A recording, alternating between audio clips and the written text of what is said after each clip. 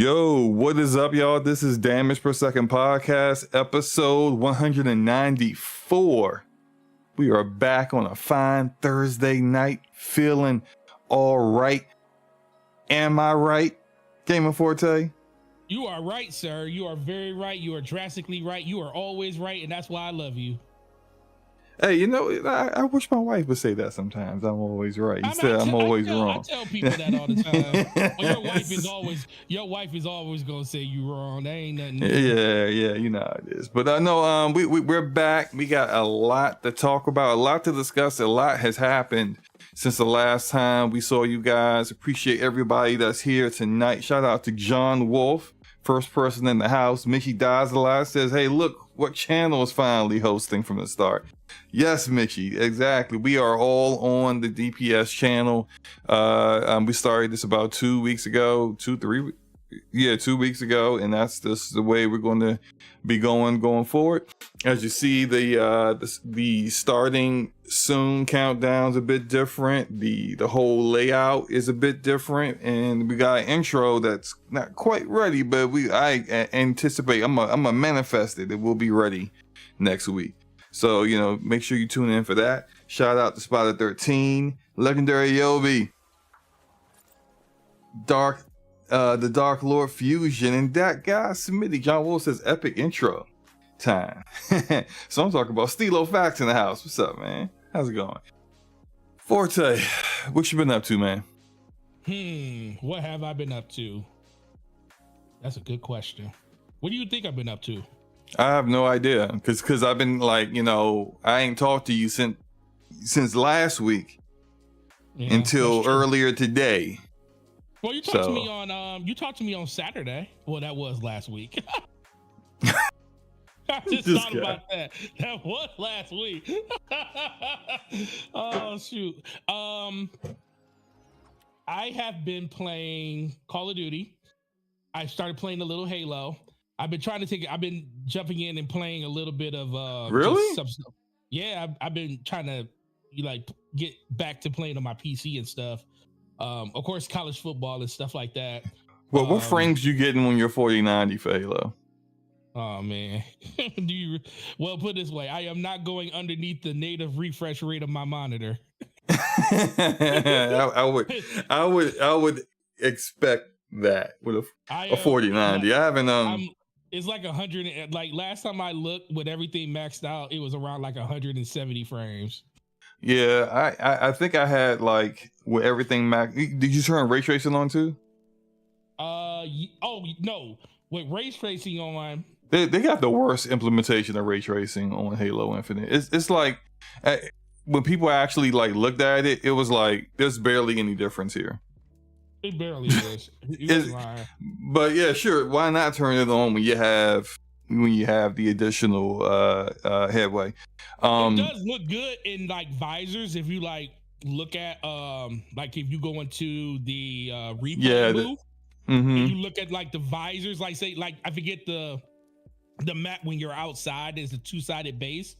But if you're like looking in the sun and you like do the camera angle and like zoom in, look at your character's visor and stuff, you see hella reflections off that thing. Like you see like a halo coming off of it, like a what is it called? The lens flare and stuff. Dog, it looks great. It looks really good. You mean like screen space reflections and stuff like that? You seeing all that?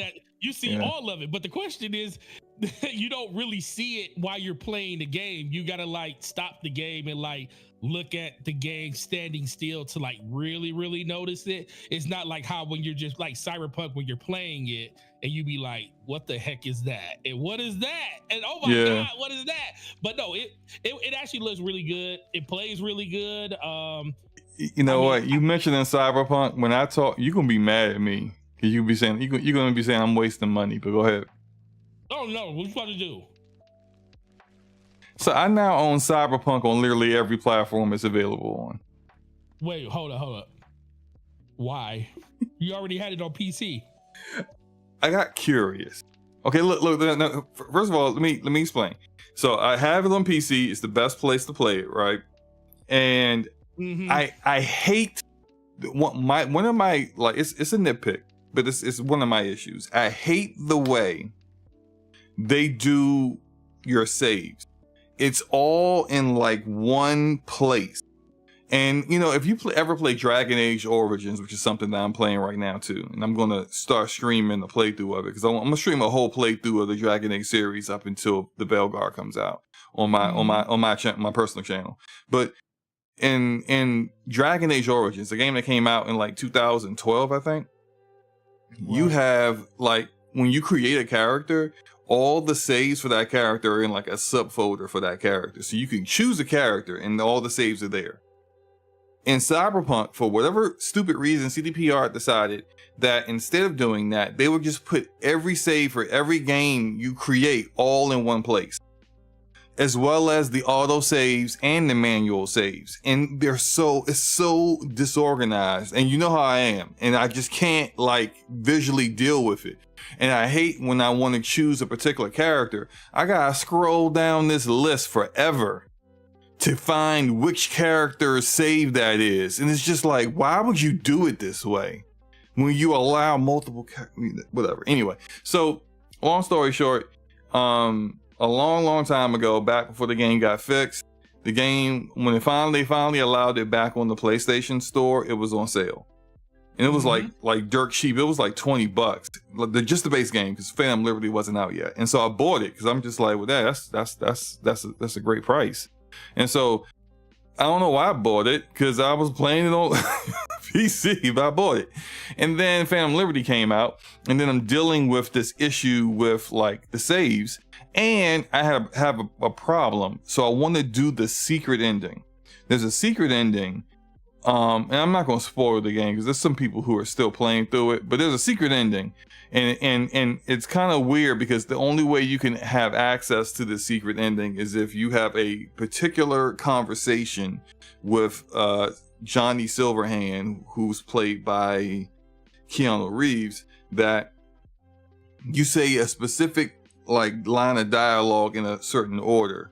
It kind of unlocks something that allows you to have like the most epic of endings at the end. So I said, I want to do that. But apparently for my 3 characters on PC, I did not say that dialogue that way in order to get that ending. So now I have a choice. I could do a 4th game, which, bear in mind, Forte, the way they label your game saves is just labeled by your origin. So I have a nomad, I have a corpo, and I have a street rat, street kid. Yeah, street kid. If I choose a 4th character, I'm not gonna be able to tell what character this is compared to the other ones. It's just like, why the freak would you do this? So me having a little bit too much money, I decided I'm going to buy Phantom Liberty on PlayStation, and I've been playing it on PlayStation. I got 2 characters on PlayStation, actually. And then earlier, sometime this week, you know, I'm just sitting, or I'm just, you know, looking at, you know, TV, and I got an Xbox connected to one of my TVs, and I just had a thought in my mind, and I said, I wonder what Cyberpunk looks like in HDR. Because I don't have any HDR monitors. HDR monitors are just like way too expensive, in my opinion. I'm not spending more than $500 on a monitor. So I'm not spending like HDR, true, real HDR, because the nits need to be above 400 in order for it to be like anywhere near legitimate, closely like the legitimate HDR. Most of the monitors I have real good HDR are like 800 nits. I'm really getting the weeds here. Let me just get back to the point. The point is, I bought it on Xbox too, okay? And I only bought it on Xbox. Hold on, let me just explain. I'm explaining. You got an S. You got an S, not an X. It got HDR though. But you got an S. I just wanted to see. You got an S. Can I finish my thought? What does HDR looks like on an S at lower? Go ahead, man. You ain't got an X. Yo, listen to me. When you don't move, it don't look that bad.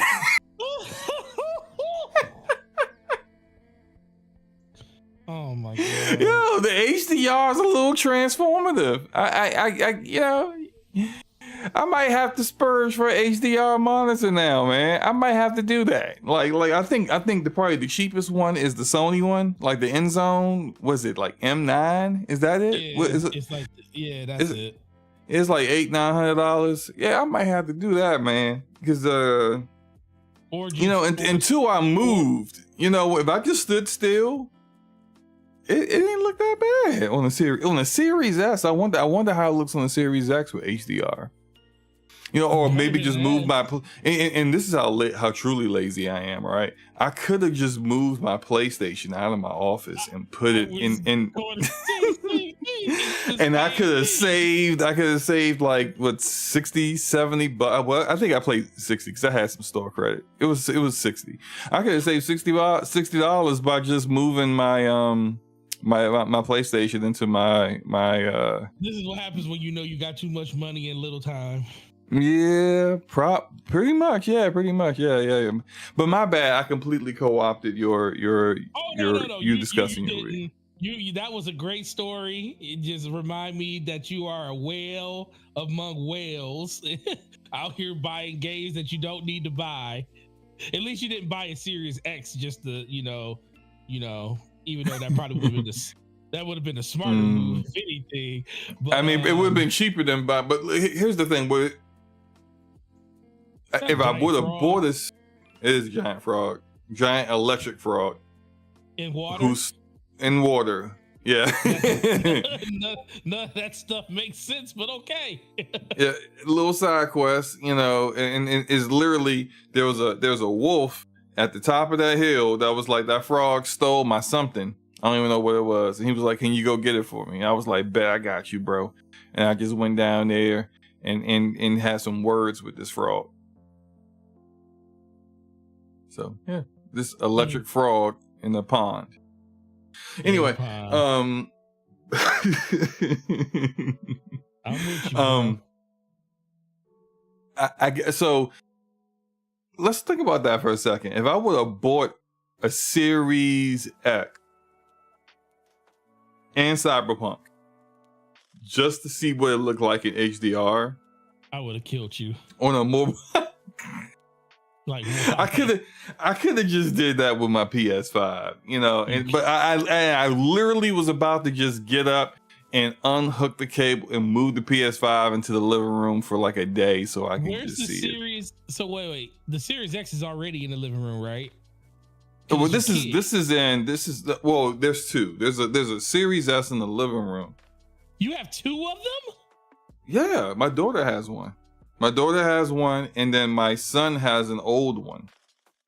So you're the his is he wanted the PC, and so Series S, the farthest console from the truth.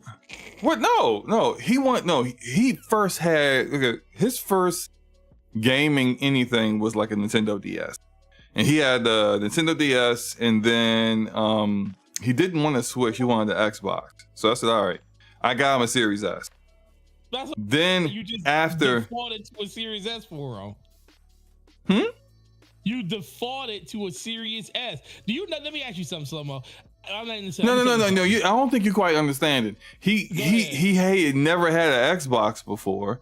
I didn't have any Xboxes in the house at the time. I bought him a Series S because he wanted the Xbox, but at the time I wasn't quite certain how serious he was about gaming.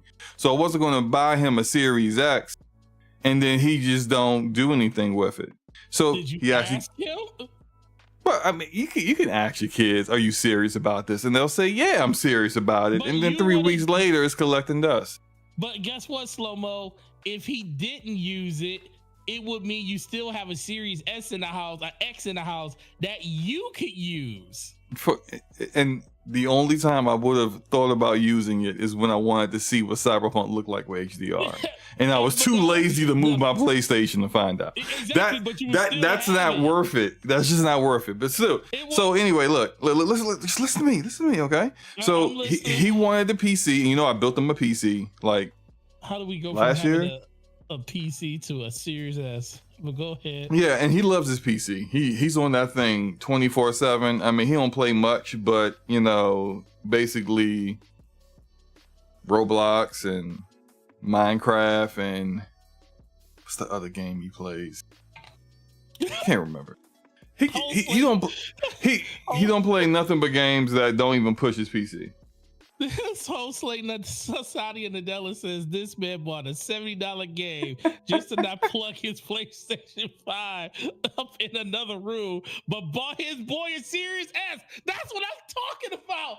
Look, it makes no sense. See, acting like this all happened all at once. This is over a course of years, okay? Like that boy.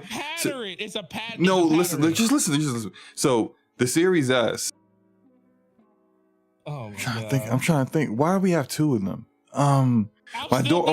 Okay. Here's why.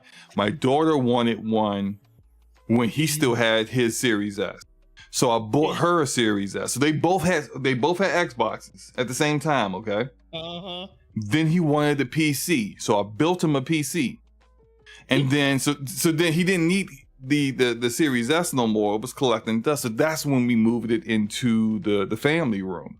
Because it was just so now at that point, like, you know, if someone comes over and just, you know, you want to like show them, I don't know, like no one uses it. It just doesn't get used. So it's just slow-mo. Oh, actually, no, I've used it occasionally because because there are console games that aren't like that. What's the name of that RPG that I like so much? Talking about Tales of Arise or Near Out. Oh, you talking about No. I mean all that stuff's on PC. This is a developer. I think their name is Intelligent Design or something like that. But they make RPGs. They're really good RPGs. They only put them on they won't put anything on PC though. They made 13 Sentinels. Oh yeah, that's what it was. Yeah. Unicorn Overlord. That's it. Yeah. So Unicorn Overlord is not on PC, and so dang, I could have just bought that on PlayStation and played in my office. I might end up doing that. Why? Because I don't feel like playing it in my. I don't feel like I barely play it because it's where it is. Why'd you buy it? SloMo, we're gonna have to have an intervention about why you buy games that you ain't gonna play. I'm impulsive. I am playing. I intended on playing.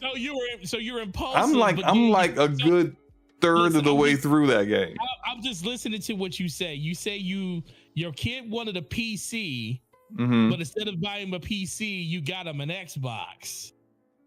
No, your listening skills are awful. Which came first, the PC or the Xbox? I didn't say this is my third time saying the Xbox. The Xbox came first. When my son wanted the PC, both he and my daughter already had Xbox. So the Xbox came first. Yes. Okay, for the but still, fourth time. Did you ask your kid? Hey, I'm gonna tell you what I did when because Kayla, how old is your son?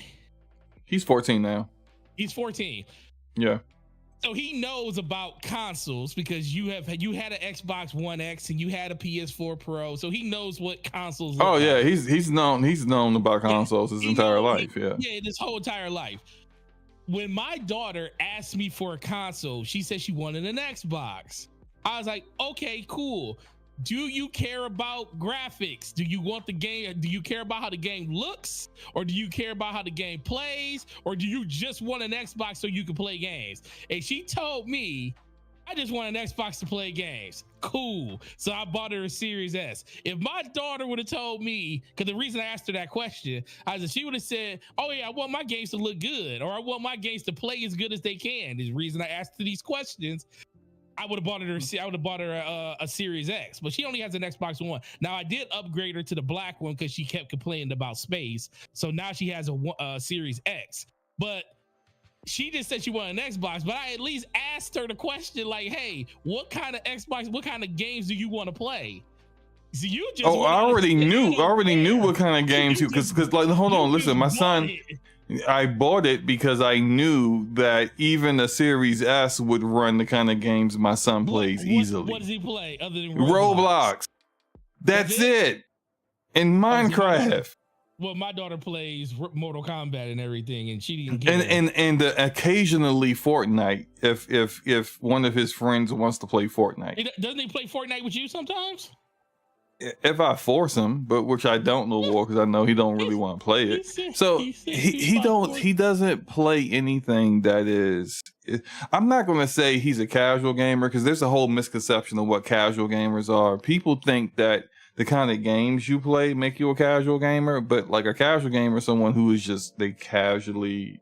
Play. Casual gamers are people they barely play games. Right. Exactly, and my daughter and my son are not casual. They play a lot of games. My youngest daughter is a casual gamer. But the games they play would be games that people say casuals play that. Like my daughter loves Fall Guys and she loves Party Animals. Those are the kind of games that people be like, oh yeah, casuals play that. But she plays them so often that you can't consider her casual.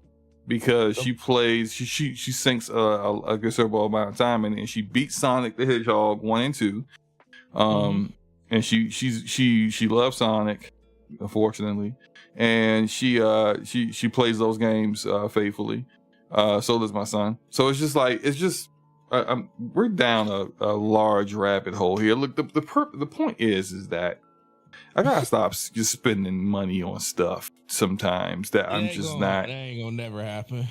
But I will seriously consider getting an HDR monitor because if I spend $800 on one, say the minimum for a quality one is like $800. Sure, that's more than buying an Xbox Series X, and Cyberpunk to see. Well, I already have Cyberpunk now, but Xbox Series X, which is what, like $500, right? Yeah, it's $300 more, but then I'm actually playing the better version of Cyberpunk with path tracing and all that amazing goodness plus HDR. Man, that makes it even better. Path tracing plus HDR. I think I might have to do this. Let's move on. Let's move on before I spend some money tonight. Get a C4. C4. Get an LG C4 42-inch. That's what you should get. Put it on your desk. I can't put that on my. That's pause. Too big for my desk. Okay, well I'll have to mount it. I have to mount it in my office, and do that. Mount it in your room, in your wall. If I mount it, I'm gonna have to move my desk and then set things up. My office it's a nice size, but it's like I got a lot of stuff in here for work too, and it's just the way I look crowded. At it is, there's nothing wrong with getting. Is this Gregor? Is Gregor Satya host late Nadella? Because he said something about my legs, and that just made me think that like it is. So he says, can't you just buy an HDR TV and put it in the room? I could, right? Things I don't believe in playing games on TVs that are like bigger than like 42 inches. I just think that like, because I'm kind of like a competitive multiplayer gamer. I don't like my eyes moving, trying to like cover that amount of space. So 42 inches is like the most I think I would want to play something that I would be playing competitively on. I could get a 42-inch HDR TV. Just make sure its refresh rate is a minimum 120, right? It's John Wolf. No wonder. No, of course he's. Anyway, I could. I don't know. Like, I'll have to see. I'll figure it out. Because it's just like, again, this is. I'm not necessarily lazy. I just look for the least path of resistance. I want to accomplish the goal with a minimum amount of work as possible. I just like being efficient. And so I'll figure it out. I might end up getting a HD monitor, or I may just get a TV and mount it. We'll see what happens. But I guess now that I got that thought in my mind to play Cyberpunk with HDR with path tracing, I think that's the goal now. So anyway, we have gone a good 30 minutes talking about nothing. We got our 30 minutes out the way like we always do. All right, you ready to get into this, man? Yeah, let's go.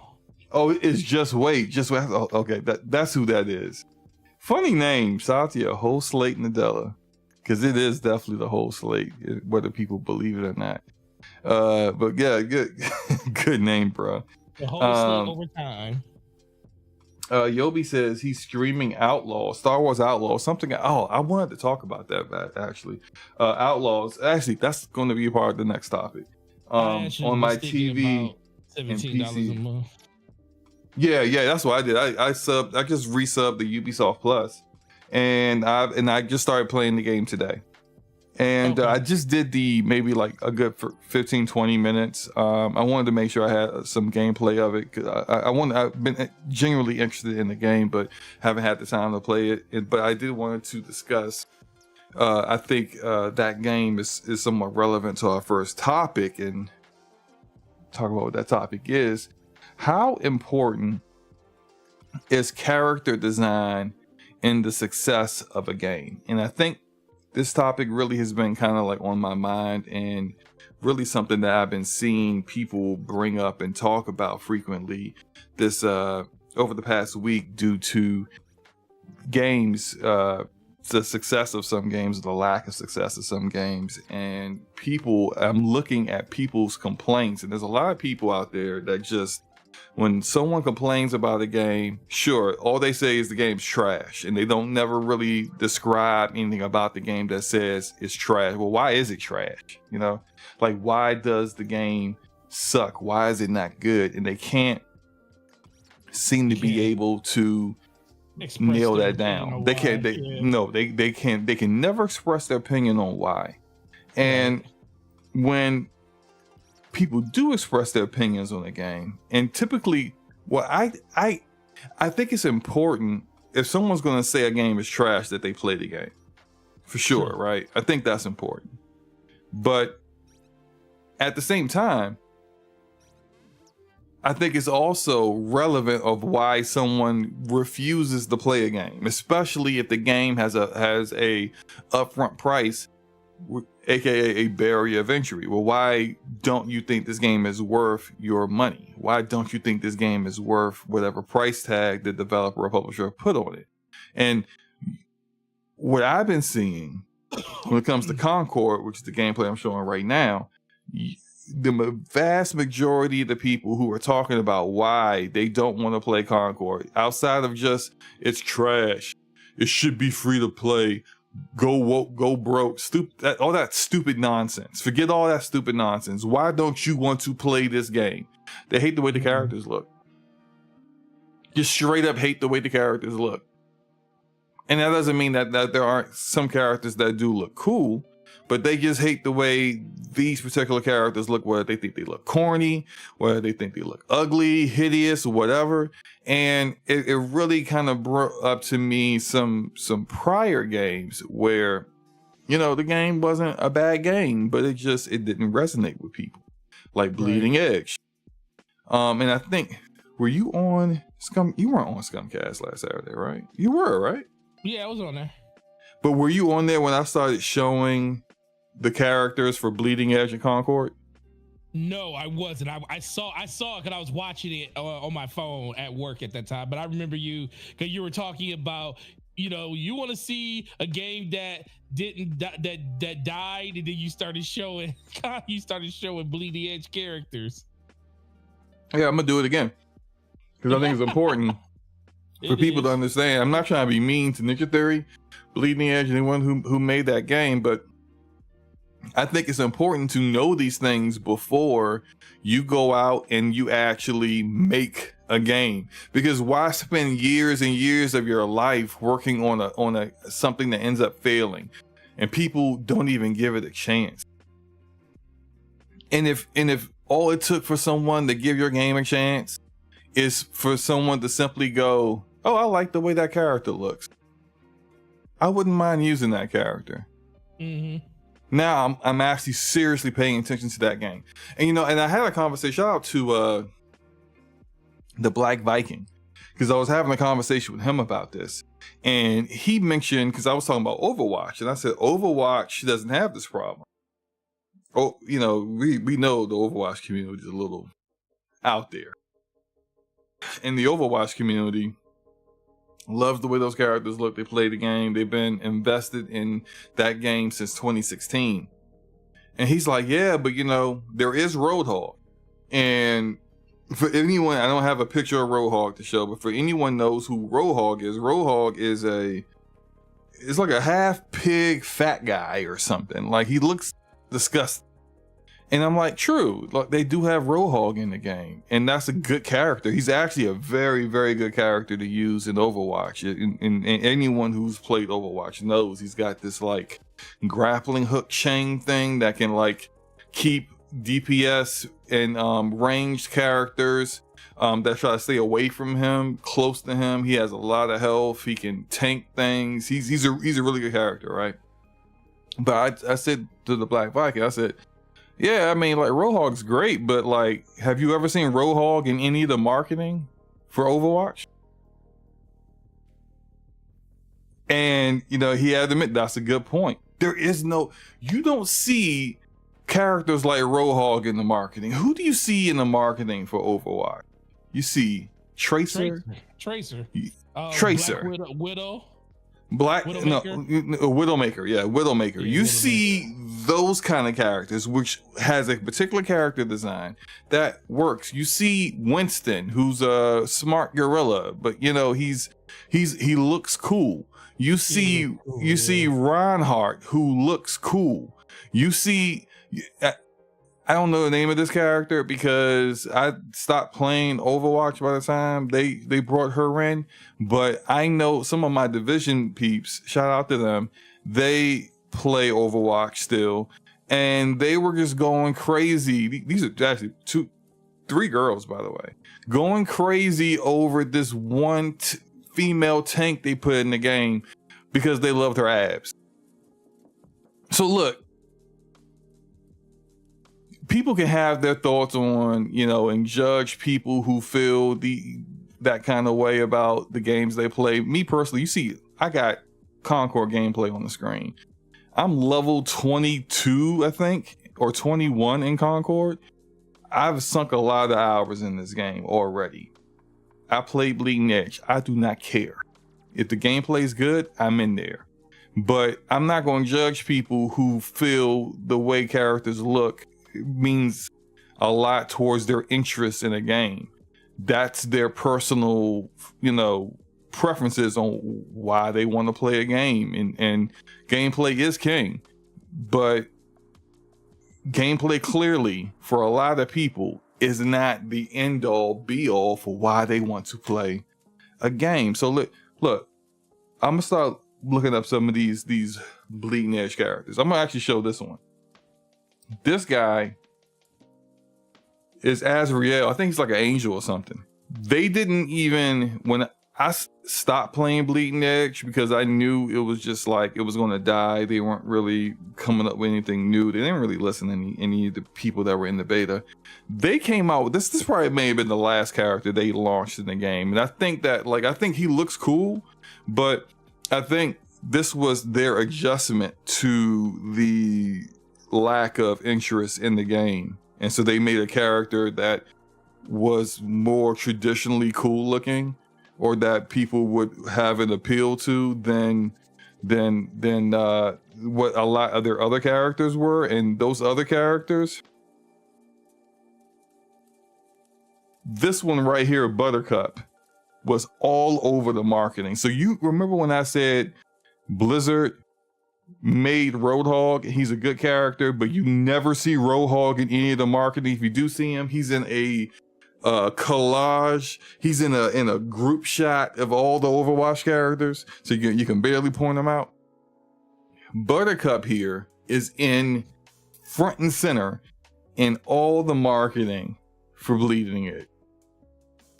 And I remember a lot of people, when this game came out, they saw Buttercup and was like, oh, hell nah. Forte, do you remember the marketing for Bleeding Edge? No, I don't. All right. She's front and center, and especially the initial reveal trailer. And it's just, yo, people don't care. This character might be their most popular character. This Damon, this black dude, samurai. He's cool. He's great. He is, when people think about Bleeding Edge, they think about him. And he's the only really like draw the game had at launch. But it just clearly can't be enough in a hero shooter where everybody can't be Damon. One person is Damon, then everyone else can't choose that same character. This one probably was like my favorite character, Gizmo, in the game when I played her, and she's okay. She's all okay design. She's nothing to write home about, but she's not as bad as some of these. Like this one. This is probably one of the worst ones. Like who decided? And I don't know why some of these games keep doing it, but why they keep putting Nana in the game? Like, why y'all keep putting your grandma? And Grandma Maid doesn't need to be in a hero shooter. There's literally a woman with a blimp, like holding her upright, and it's just like, what the heck is going on? What's going on? It's just these are not character designs that people say, I want to play as this character. This is probably the worst one, which is a snake carrying a corpse. A freaking snake carrying a corpse, and it moves around the map just like you would think a corpse, like Weekend at Bernie's. Like, it's just like, why? This isn't what people are looking for, man. Like, this is some really basic stuff that just make characters that people really want to play as, not characters they don't want to look at.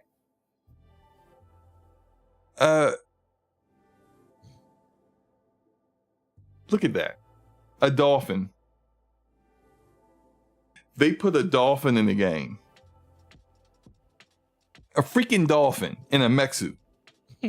This was the first extra character after post-launch that they put in the game. This is when I knew, I was like, y'all just doing anything. They literally are like, you have a board or a wall with random words on it, and y'all just taking like tennis balls and just throwing it at the wall, and whatever it hits is what y'all decide to put in the game. Boop, mech suit, boop, dolphin. All right, we're gonna make a dolphin in a mech suit. Let's go. It's just like, what the heck are y'all doing? This doesn't work.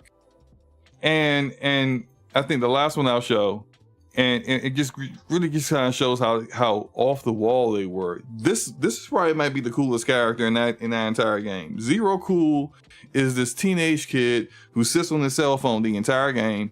You be in the match, he never gets off his phone. He's a healer, and he just never gets out of his little hovercraft.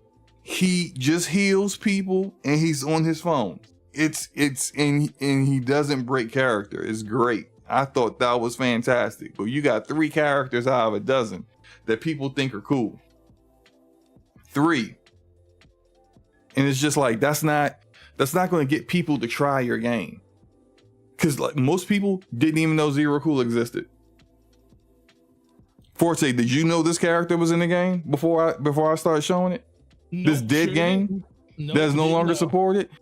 Didn't know it. It doesn't work, man. And so let's look at Concord. No, Lord. And you know, and there are people going to be upset, but look, it is what it is.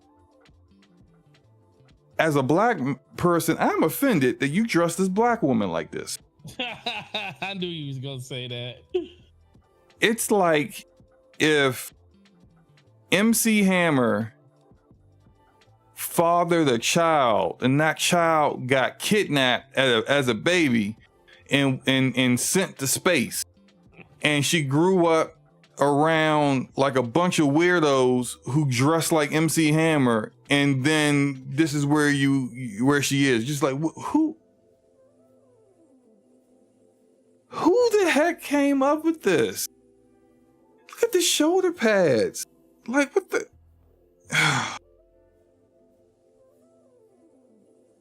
I just, what? All right. Next one, right? The one that everyone goes on. And I feel bad because this is actually a very good character. He's the best healer in the game. Dow, I don't know how to say his name. Look, shout out to the plus size guys out there, right? You know, like, but I think universally, anyone who is overweight does not care to see overweight characters in games. Like, and maybe that's just my opinion, but like, I don't know anyone that's overweight that's just like, I need to be represented in games. So what the heck is this chubby Indian guy doing in the game? It just doesn't really make any sense, but whatever. Forte, any thoughts on this? No, I mean, when it comes to the reason people even really get attracted to certain games is because of the characters and stuff. When it comes to like the overall design, the philosophy around them and stuff. Like, if you think about some of our favorite characters in gaming, like I always, and not just because they're good looking characters, but I always talk about like Miranda Lawson. That's my baby, but that's because she's a good looking character and they did a really good job in the design of her and everything like that. When it comes to like, I know when Luca played games like Nier Automata, and you played games like Tales of Arise, not just because they were good looking characters, just because there was actually like, it was like an idea of what they wanted those characters to be, and they executed on it at a very high level. For the most part, it doesn't matter to me exactly what the characters look like, as long as the actual design and the actual gameplay element is married to it in some type of way. And Forte, that's how I am. But we're in the minority. Yeah, clearly, we're definitely in the minority, because most people want to know they only play with how good the characters look. Because, like, yes, perfect example. I will always create my own character in a game where they give me the ability to do it. I will never pick the generic character and play the game. When I played Mass Effect, I could have played his old regular Shepard, but I made my own character. You know, it's just something that I do because that doesn't really make or break the game for me compared to other people and stuff. So, but for some people, or for a lot of people, I should say, the looks, the design, all of that stuff kind of comes together. And I definitely understand where people say, like, I don't want to play that because it's not appealing. It doesn't, right? Like Forte, they don't look good, they don't look right. First off, we need to play Concord because you got Concord. We ain't played yet. Plus, I need to get that co-op trophy for co-oping with people. So we need to play Concord. But when we do play Concord, do you want to play, and let's say you want to play as a tank, you want to play as Amari here?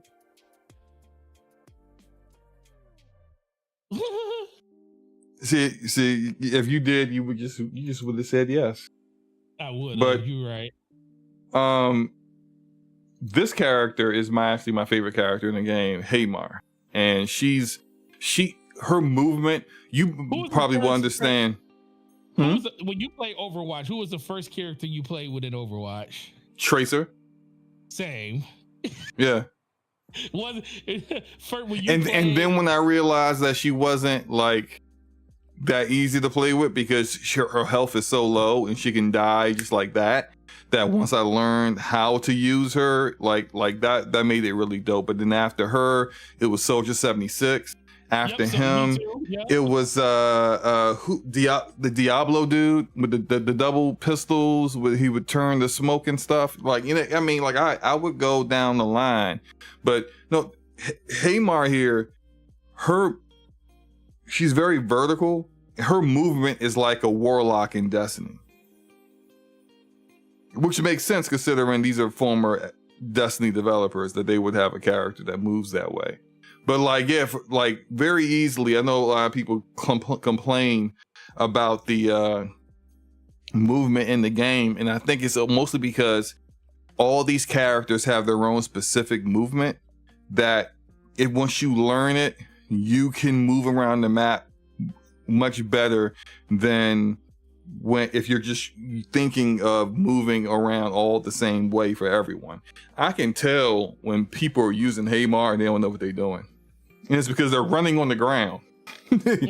Like she should never be on the ground unless you're just touching ground and just jump back up in the air. She should always be in the air. But like, I think she's a cool looking character. She's pretty normal looking. But it's like just being normal looking gets her ahead of the curve compared to some of these other characters here. Especially this one, because this is probably the one that gets lambasted the worst, which is Itzy. Forte, I'm about to list off some of the things I've heard people say about this character. Are you ready? What? Okay, let me. Well, I wasn't ready, so let me go find this. Wow, that character emote is god awful. Like when you choose her, she does this whole spin and she goes in a thrust. She does a spin and a thrust, and she's like, all right, and it's just like, God no. Like it makes you not want to choose her. You know what I'm saying? It's that bad. Someone else says, how does a game have negative sauce when it comes to looking at her character? See, what I'm saying is, who designed these characters? They have me ripping my eyes out. Oh man. What the F is this ugly character? Good God, the character designs are horrible. These are all about Itzy. This game showed up out of nowhere. What is that character design? I'm not usually quite like this, like quite put off by a character in a game I have no interest in, but I saw some of these other character designs and oh boy, I need a drink. I could go on and on and on. Yeah, people calling her a ugly green alien rat. And it's just like, of course, people are going to have this kind of reaction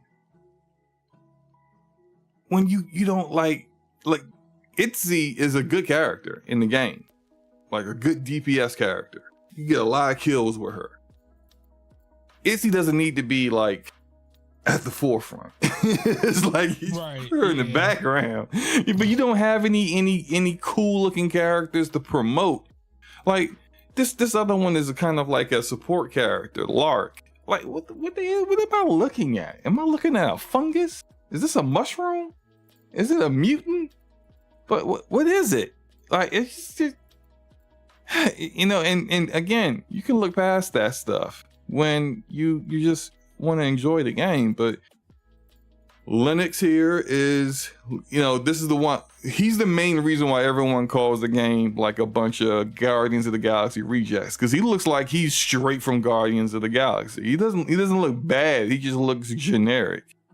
And then but this guy's super generic here. Tio just looks like some random dude that's in the background of any movie or TV show or video game. Some random goon soldier that's in the back just holding a gun.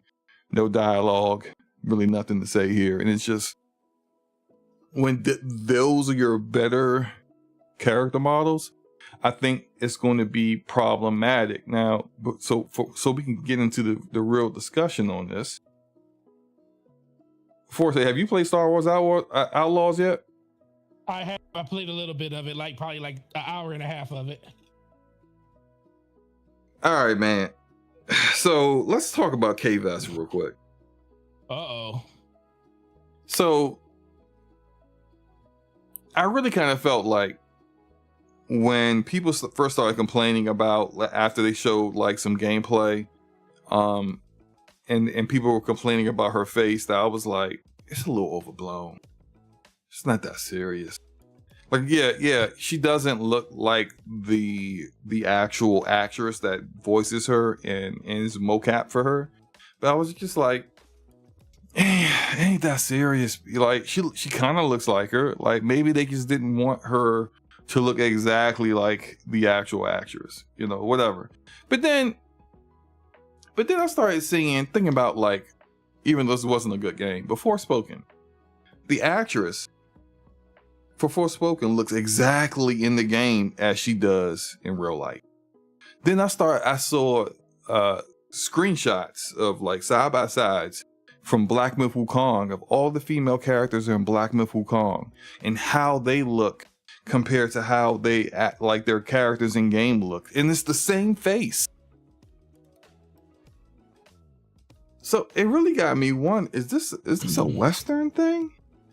Is this a Western, like, Eastern versus Western studio thing, where, like, y'all still go through the same process of performance capture and mocapping characters and doing the face model, and then turn around and just decide to just alter the face of this person who is a beautiful person and doesn't need to have their face altered? Like, what is the purpose of making them look worse? And something specifically before you go, that I noticed in Star Wars Outlaws is that, like, she doesn't look bad all the time. It's just like her head seems to be, it's like it doesn't fit the body.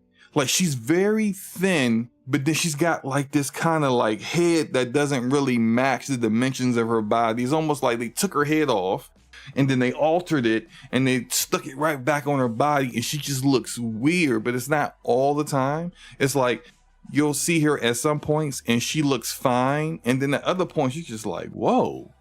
It's just like certain angles or something. I'm just like, why just make it? And I'm looking at her, and I'm looking at some of the NPCs she's talking to, and the NPCs look great. There's a dude, there's like, later on, you know what I'm talking, the bartender, the black dude, the bartender, the guy that runs the bar that she lives in. He looks great. He looks like, you could probably say, I know what the actual mocap actor looks like based off of what they showed. Yeah. He looks just like a regular person. She does not look like a regular person. She looks like a video game character. Just like a altered video game character. It's so weird. I'm sorry. You go ahead. No, I was gonna say, did you notice, like, how long have you played, you said? About 20-30 minutes. Okay. Have you noticed, about 30 minutes. So have you noticed, like, when you're talking to humans or like humanoids and versus aliens, that it seems like the voices, like the voice acting, goes a lot better with alien faces than it does with the human ones? Mm-hmm. Yeah. But that's always been a thing. I think it's because the alien faces are, I would say, more consistently designed.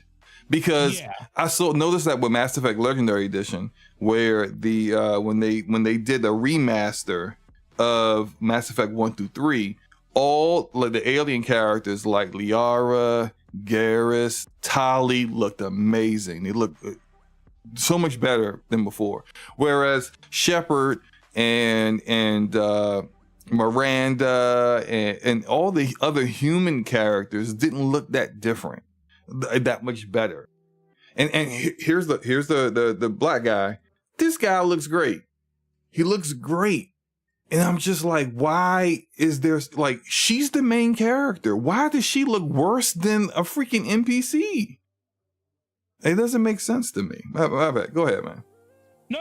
I mean, that's what I wanted to ask you. Just, there's a lot of nuances when it comes to, like, just overall look, feel, design of characters and stuff that kind of attract people to them. That's why normally games that have, first of all, you got to have a way of showcasing your main characters in a game that make them look appealing. Like, look what First Descendant did, like, when you play that. But think about, I'm gonna ask you this too. When you played First Descendant the first time when we did I think it was the alpha or maybe been the beta, what was the character you played with first?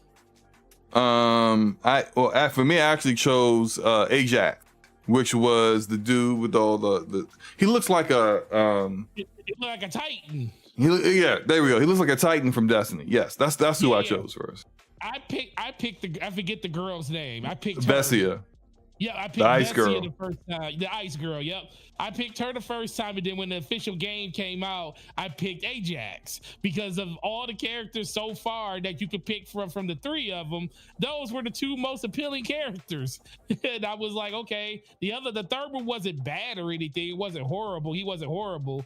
I just think the other ones kind of gravitated you to want to kind of play with them, but that's how people get picked up and stuck into certain games. It's like you see something that you like and you be like, okay, I want to play as that. Like I've always traditionally, when it comes to games, I always pick the female characters because it's just like what appeals to me. And then I always have this mindset that women have smaller hitbox, even though, and I know hitbox, like over time I kind of came to the conclusion that it really doesn't matter. But in your mind, you feel like, well, women got smaller hitboxes because they're smaller in whatever. So you felt like if I pick a female, I can like get out of certain situations a little bit, quicker because I'm a smaller frame. That's why when I play Call of Duty, I don't even know if you noticed this. When I play Call of Duty, if you notice, outside of the skins that I buy, most of all the times when I'm running around, when they switch my characters up, I'm always playing as a female because all my Destiny characters are all female. Every last I didn't know them. that. Yeah, all of them. They're all female. And is my Halo character, if you look at my character on Halo, it was a female. Really? It's always, it's always been. Not noticed. I've always done and I learned probably it was probably like 10 years ago, 11 years ago. I think I was playing Halo Reach. And one of my friends, we were just talking. He said, why you always, because I used to play, I used to play with Cat, like, how Cat had the one arm, used to run around with the, the prosthetic arm and stuff in Halo. He said, why you always like running around with you can see the female characters, they're very pronouncedly different in Halo. And he's like, why you always playing female characters? I was like, because smaller hitbox. He's like, that don't really work. I was like, I don't know if it works, but it makes me feel like I'm playing better because I feel like I'm smaller. So I've always done that, and that's always been an appeal for me. So whenever I play a game and they don't have like a female counterpart to a male counterpart, I always play that game less than I would normally play. Like in Battlefield 2042, I have more hours on the female specialist than I do on the male ones. And, I think that's probably consistent across the board, whether people are consciously doing it or not.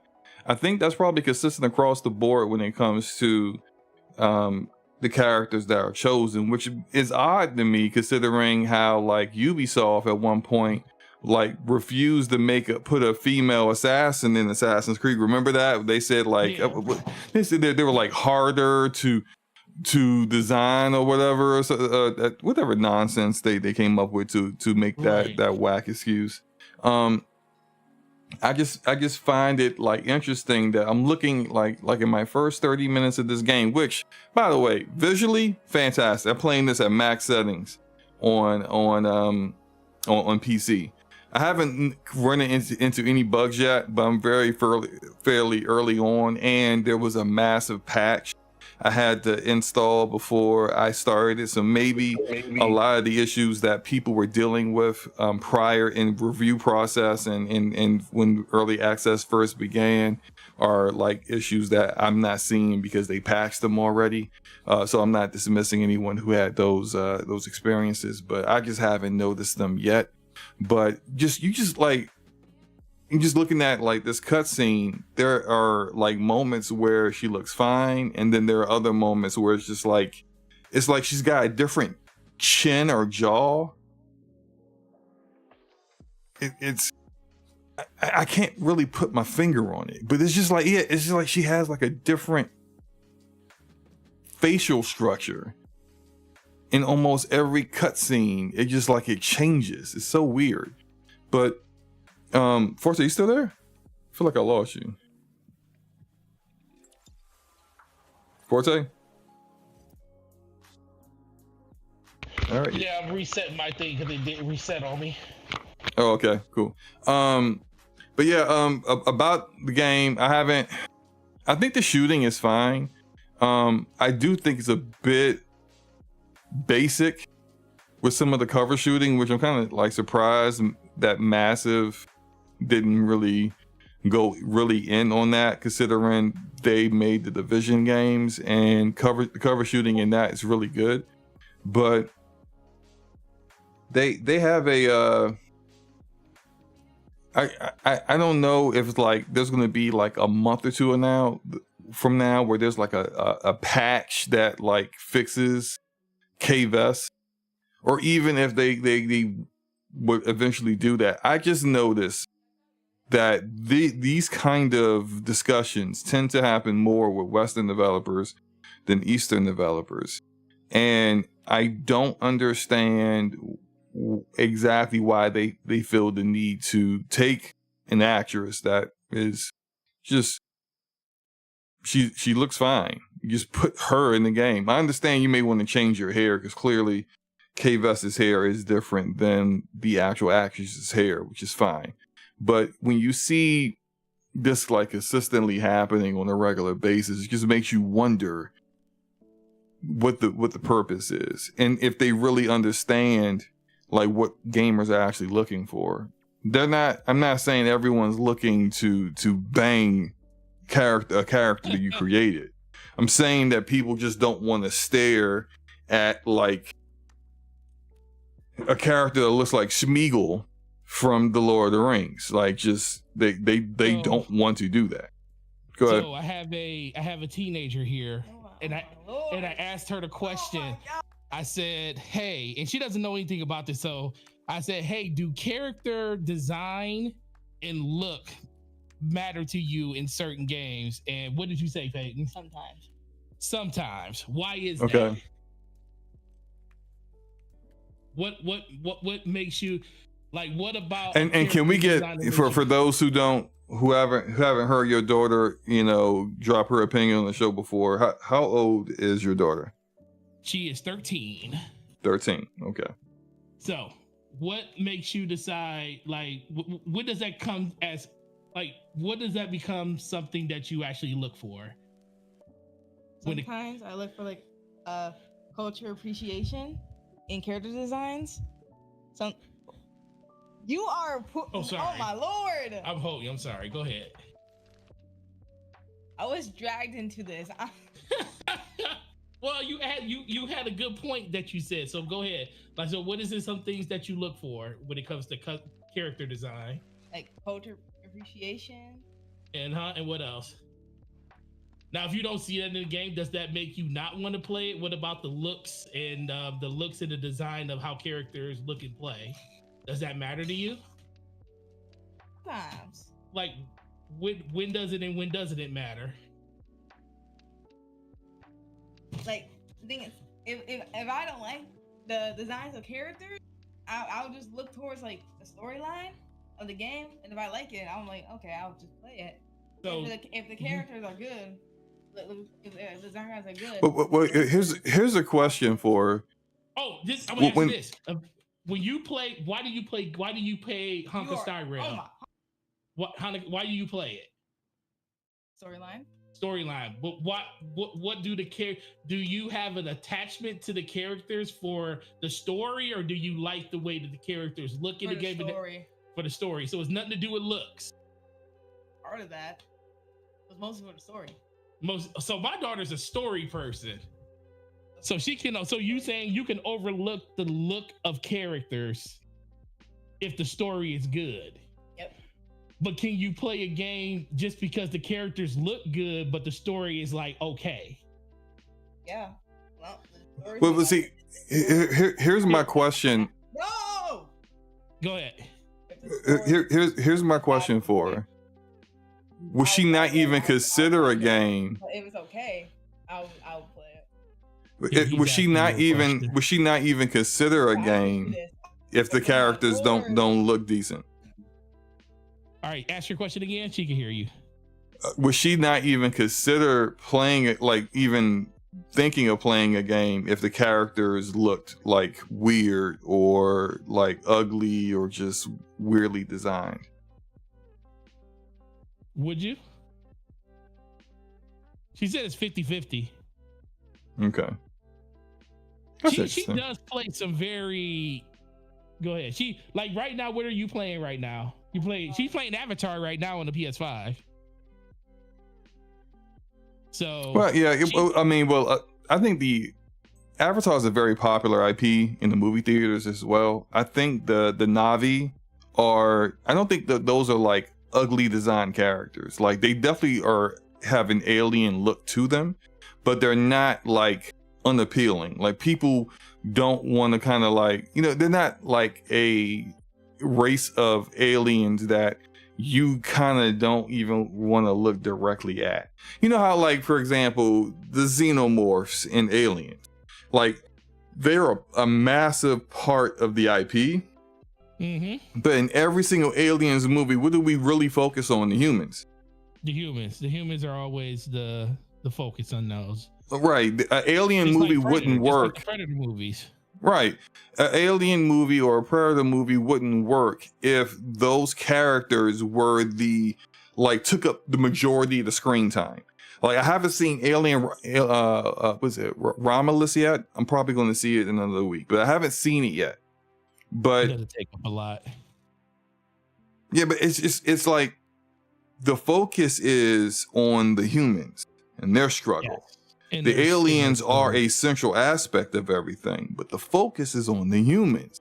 You just can't have a freaking xenomorph with acid blood and saliva dripping off them. I will say this though, you are right, but if you don't do the alien right, who cares how good the story is with the humans? True. So there's a balance to it, but and I think that's what most people, especially in her case, I think that's kind of what it is. It's like I can overlook, and I think a lot of people are like this. They can overlook, the issues of a story or the issues in the game if the character development or just the design of the characters is appealing to the point where I just like playing as this character. But if the character development and design sucks and your story is like, man, it makes you kind of fall out of the game. Okay, perfect example, Horizon.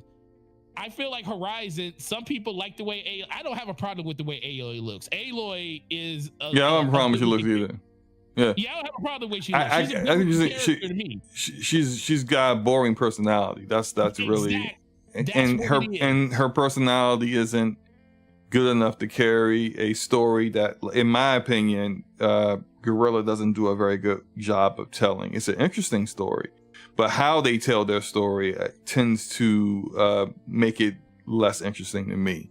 And so you add that aspect in with a character that really doesn't have for the most part, she seems bored. The way she talks to other NPCs, she seems like she doesn't want to be bothered in a lot of ways. And I'm just like, I don't think that's very appealing. And I think that's just bad writing when it all comes down to it. I've been kind of like looking at some just commentary and blogs from like actual writers that write things.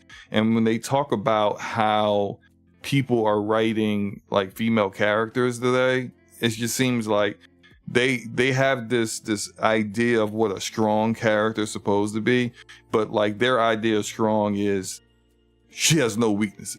She never shows a weakness. She's perfect. She's great at everything. And I'm just like, that's not good. That's not a good strong character. That's just a bad written character. Right. You could have just the way like you can have a strong male character who could be vulnerable in certain ways. Like you gotta have weaknesses, and that's what makes a character interesting. Because if they're just perfect and they never do anything wrong, of course you're going to be bored because you just assume that they're always going to figure out the right way of going about things, or they're always going to have the morally right stance, even if the writing is just writing them into that because it really doesn't make any sense that all the characters are agreeing with them. It's just those things are typically what I notice in a lot of movies, TV shows, as well as video games, is that they're afraid to let these characters be human. And true. I find that like Like it's boring. Once I start to see those signs of like a Mary Sue in a video game or a movie, I just tune out. Now, but before we finish this up, I just want to show everyone real quick. I recorded this footage in the First Descendant today to show people this. Uh-oh. This is the most popular looter shooter right now. Yeah, and the First Descendant, it is Forte is not because of the gameplay. It's a decent looter shooter. I'm not saying it's bad. It's a decent looter shooter, but it literally stole its entire format from Warframe and a little from Destiny. And the only real difference about this game compared to the other looter shooters out on the market is you're looking right at it. Dang, look at that. See, that is the only real reason that, like, and it's like it's the draw to get people in, because what you want to get people in, like, to play your game. How they marketed the First Descendant, how they marketed. Have you seen the trailer for the new character Haley? Like, within the first 4 seconds, she's slapping her own butt. Like, this is how they draw people in, and if the game is plays well enough, people will stay. That's why Blizzard, to go back to Overwatch, that's why Blizzard created Roadhog, but does not market the game with Roadhog, because Roadhog is there to keep people in the game once they get in the game, but Roadhog will not get people into the game. You gotta have characters that get people into the game, and then characters that make people stay when they want to keep playing the game. That's absolutely correct. And that is where I think we can end that. Anything else you want to say about that before we move on? No, man. I mean, you nailed that. I mean, you just got to think. If you just think of some of your favorite games and think about why, like, what was the thing that drew you to those games? It's almost like the box art. It's like the box art is why companies or publishers put so much money into, making the box art look as pretty as it possibly can, because you have to stand out on a shelf among a whole bunch of other games, especially back in the day before digital.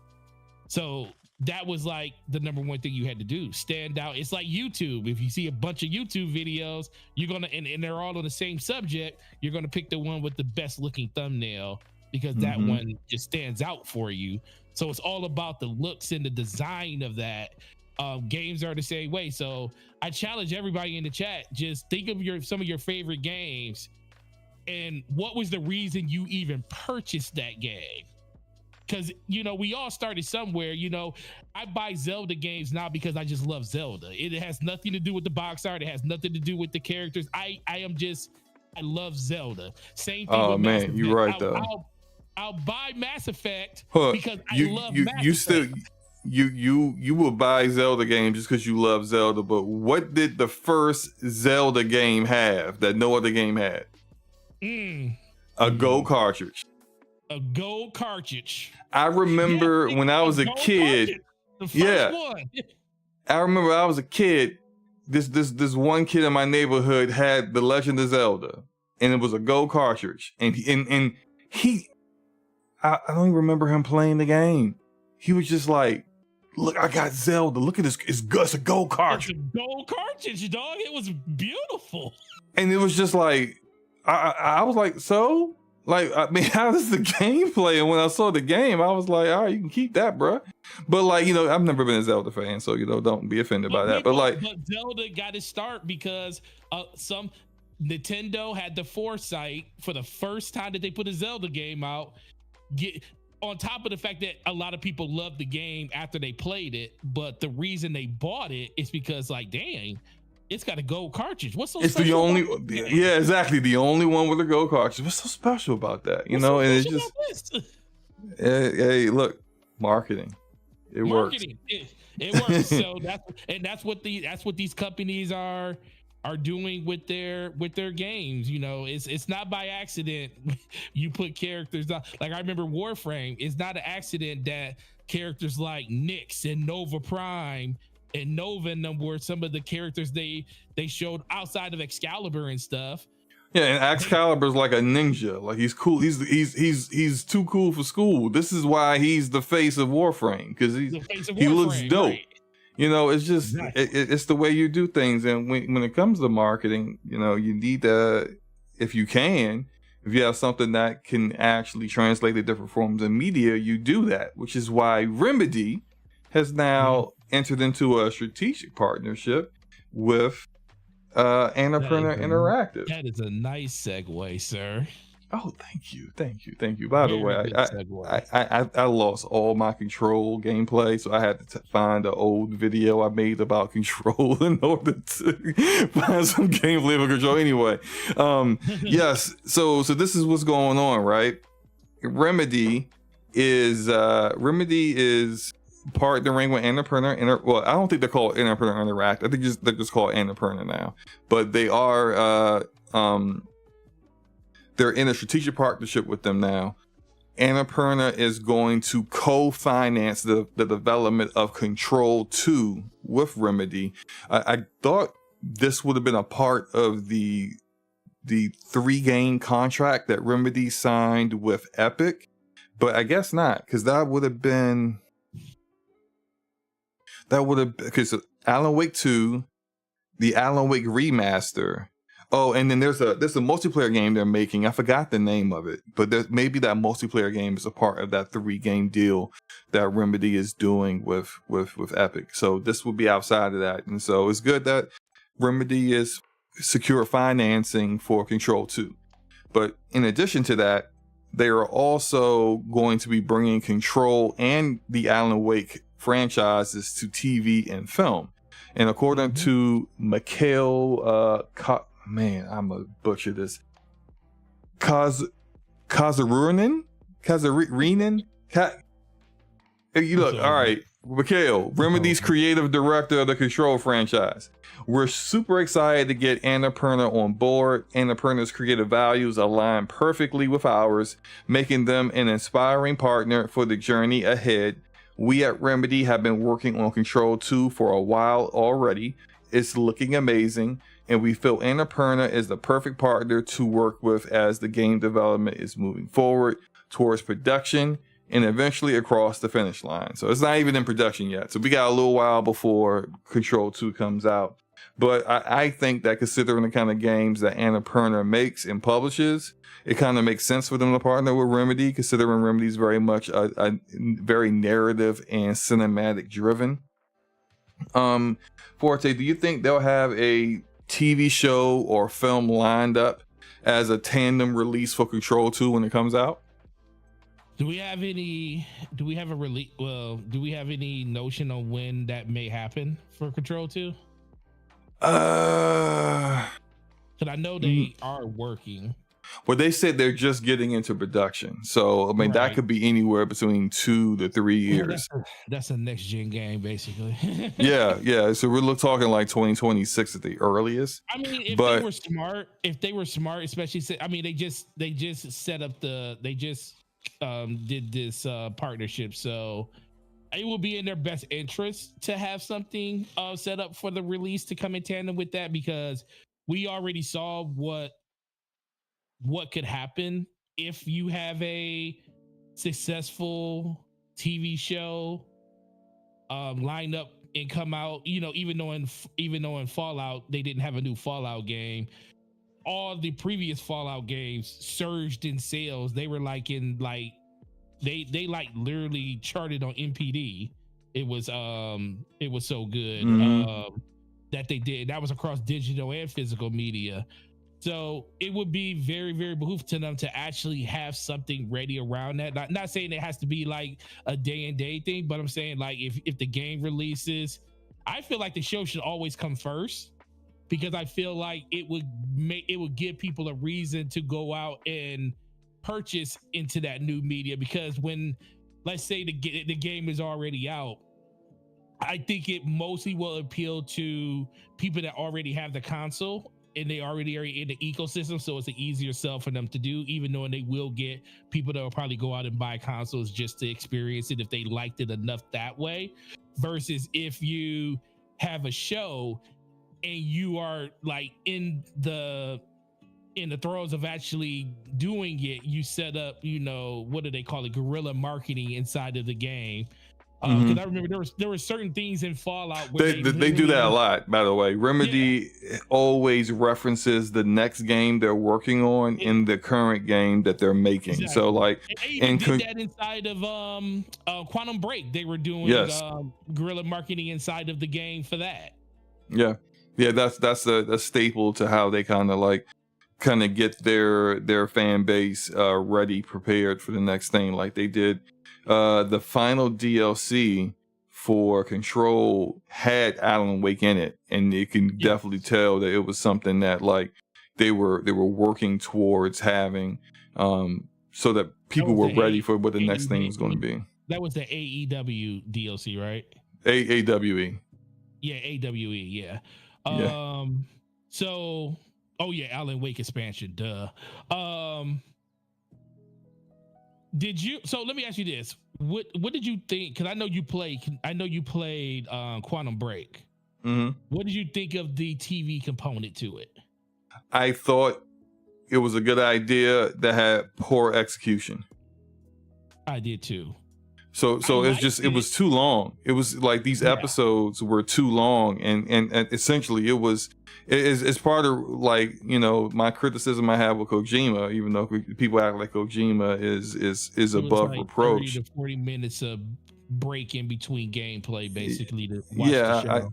I think that's too long to go in between actually playing the game. And whenever I see that in a game, I typically have a complaint with it. And that's what they did with that, where it wasn't even like rendered. It was just, you know, straight up TV show, which it was relevant to the story. Yeah. And I liked it. I just don't think that it worked in a video game. And then for it to be, as it turned out, as expensive as the game was for Microsoft to develop, to finance for Remedy, and then for it to not really like make his money back. I mean, that's the reason why we don't have a Quantum Break 2, because it wasn't a bad game. It was a good game, but we don't have a Quantum Break 2 because the game didn't make enough money to justify the budget that it had. And Microsoft leadership, Xbox leadership, I would say, is just they don't have the kind of like pulse on the temple of the gaming community, where they understand where you have something that is a good foundation that you can build upon, and maybe the sequel could really, you know, like, you just kind of cut out some of the problems, refine certain things, make it, you know, things really like double down on what worked and not the things that didn't work, and then you can really go from there and have a sequel that's amazing. Like I tend to typically say, going from Uncharted 1 to Uncharted 2, but they ain't got that kind of forward thinking mindset, and just, it is what it is. They own the IP. They probably ain't gonna never let it go, which is also kind of pointless to me. If you feel like it's a worthless IP, then why don't you sell it to the actual developer that would definitely do something off of it? Because the Quantum Break universe is tied into Control, tied into Alan Wake. It's just like, whatever. So it is what it is. But I think they I think they have enough time to develop something, get working with a studio out there, like a movie studio, a production company. Annapurna, I guess Annapurna's financing this. I don't know of them actually working in TV or film previously, but if they're just financing it, fine. But I think you have enough time in another 2 or 3 years before we get another Control to have something ready to go. And hopefully they can implement it in a way where it's like, you don't need to watch the TV show to understand what the heck is going on in the game. But it's quality that definitely still informs, for those who are interested, additional context to what's going on and whatnot. Because like you look at like Cyberpunk Edge Runners with Cyberpunk Edge Runners takes place a year before all the events of the game happen, and that's like, you have some characters that are in the game, and a lot of the music is from the game, and the guns, the weapons are from the game, and it's all canon to what the game is, yet the main characters of the story aren't in the game at all. And so when you kind of do things like that, I think that's kind of like a perfect way of making it work, you know. So, you know, I always liked, and they were so cheesy, but they were just, it felt like it flowed really well. Remember the old Command and Conquer games? Yeah. Remember how they had FOV, video, film over video, when it came to like in between cutscenes, they would do like live action stuff for that game, with stuff happening that, like, if you completed the objective, you would get like in between missions, you would get like a live action version of conversation, instead of it just being like a video or a rendered video of like character design of people talking. They would actually do a full-blown acted out scene with people talking to other people in the scene about everything that's going on. And it was like 1 to 2 minutes in between an episode, or between an episode or a chapter. And it really kept the story going, and they did it throughout every Command and Conquer. And I always found that like interesting that nobody else did it. They were the only ones that kind of did something like that. And the only thing we got close to that was Quantum Break, when it came to them doing the breakdown of their story the way that they did it. But that, like you said, if you're not the type of person that wants to sit there and watch a hour-long or 30-minute TV show in the middle of your game, it kind of falls on deaf ears at that point. So less is kind of more with that. So I hope that they definitely learned their lesson, because I do think there is a place to tie the game and the show together in a point where we can still have like what Quantum Break did. But then we can have a TV show that is separate from that elaborates even deeper on some of the stuff that you probably didn't see in the game. Like, think about some of like the inserts of things that you like kind of wonder how they happened, that was kind of left to like interpretation. But then you watch the show and it gives you even more meaning behind that. And the one thing I will say, if you think about, like, you haven't seen Alien yet, and when you see it, we'll definitely talk about it. But there's things in the new Alien movie that I didn't even know were like, we never knew that this is how it happened. And they kind of introduced more things that kind of the games introduced, something that the movies introduced, something that Alien versus Predator introduced. And I was like, they kind of found a way to meld all that stuff together. And I thought it was very, very thoughtful of the IP, but very interesting that I was like, wow, I've never thought about that before, and it makes sense.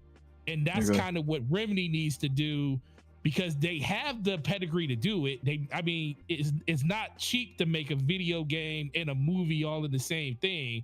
But now that they have this partnership, and they do have really good storytelling, I think they definitely should find a way to double down to have all this stuff married. I don't know if it's going to be all in a game base, or is it going to be two separate things like how Fallout did, but there's a middle ground in there that I think they can definitely attract a lot of people, because they do have really good stories to tell, and they're very cinematic. And I think it'd be really nice, because they're one of those developers that can have you saying, oh, what the F? Because of the way that they go about their story and telling you it in the way that it's being portrayed on the game. Right, and which actually gave me an idea of what they could do in like a TV show. So well, before I do that, there is a correction, and I appreciate the chat for looking into it. Miko said that it was called, the multiplayer game they were working on got canceled. It was called Project Kestrel. That was announced to be canceled back in May, and John the Don, shout out to him, confirmed that. So maybe the deal with Epic is done because, as we know, Alan Wake 2 won a bunch of awards, but it didn't make anything. It didn't sell anything. And because Epic published it, more than like, even though there are a ton of PC gamers who wanted to play, we know how they act.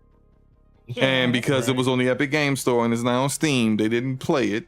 So without those guys being a part of the sales, I mean, they said they made their money back, but because they have their own game engine and the way they go about things, and they have their own motion capture studio, they can do all, like Ninja Theory, they do a lot of stuff in-house and save a ton of money. Like Control only cost them like $33 million to make. And so even though Control never charted on any sales chart, MPD, nothing, no sales chart, no region of the world, it never charted.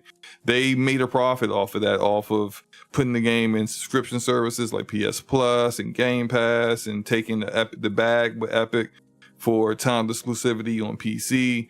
All that's allowed them to make their money back on the development of the game, and just whatever sales they got was just icing on the cake. But my idea of what they could do is they could do a TV show. So now, like, if everyone who's played Control, they have these objects of power, like these these are objects of power or objects of influence or something like that. But like her pistol is that. Like her pistol was actually Thor's hammer, Excalibur, the sword. It's been a weapon of destruction all throughout history, and now in today's time, it resembles a revolver, and the director has it. But like, these are all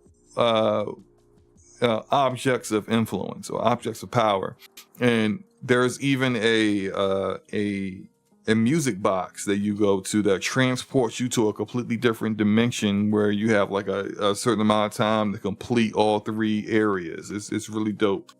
And there are all kinds of just random objects, telephones, anything that is like possessed or something, and they have in this house. So my idea that they could do is they could do a TV show where each episode is based on an object of power. In this way, kind of like Black Mirror, they're able to get like big name actors and actresses to sign on for one episode because it's not a huge commitment.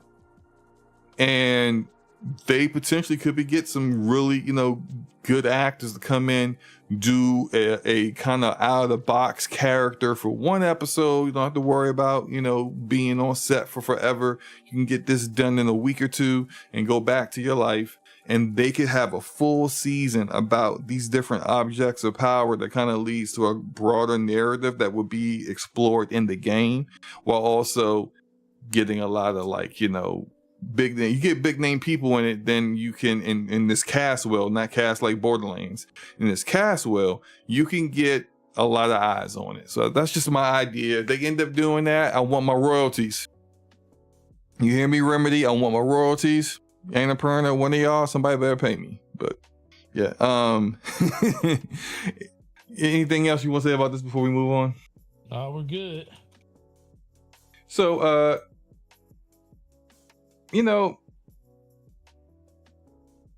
I'm interested in Avowed, but what I'm tired of hearing about is this art director who don't know what to say in these interviews. Shout out to the Iron Lords, first of all, for getting the interview on this, and shout out to the ninja himself, Lord Cognito, for stealth launching these questions that this art director seemed to have no idea how to answer. But fresh off the heels of telling console gamers that they don't need 60 frames per second to play a first-person game, art director Matt Henson has also been quoted as saying that the Xbox Series X version, at least in early stages, performs better than the PC version of the game. to be clear, his statements don't mean that the Xbox Series X version of the game will absolutely not have 60 frames per second. And it also doesn't mean that the Xbox Series X version of the game will perform better than the PC version at launch. But it does appear this art director does not understand much about hardware. And although he prefaced many of his comments with him perhaps being the wrong person to speak on these things, which is an understatement, maybe he should have just left it at that and not made any statements at all toward gamers and what their preferences should be, and or making any suggestion that 4-year-old hardware runs better than current PC hardware for this game. Forte, what are your thoughts on this?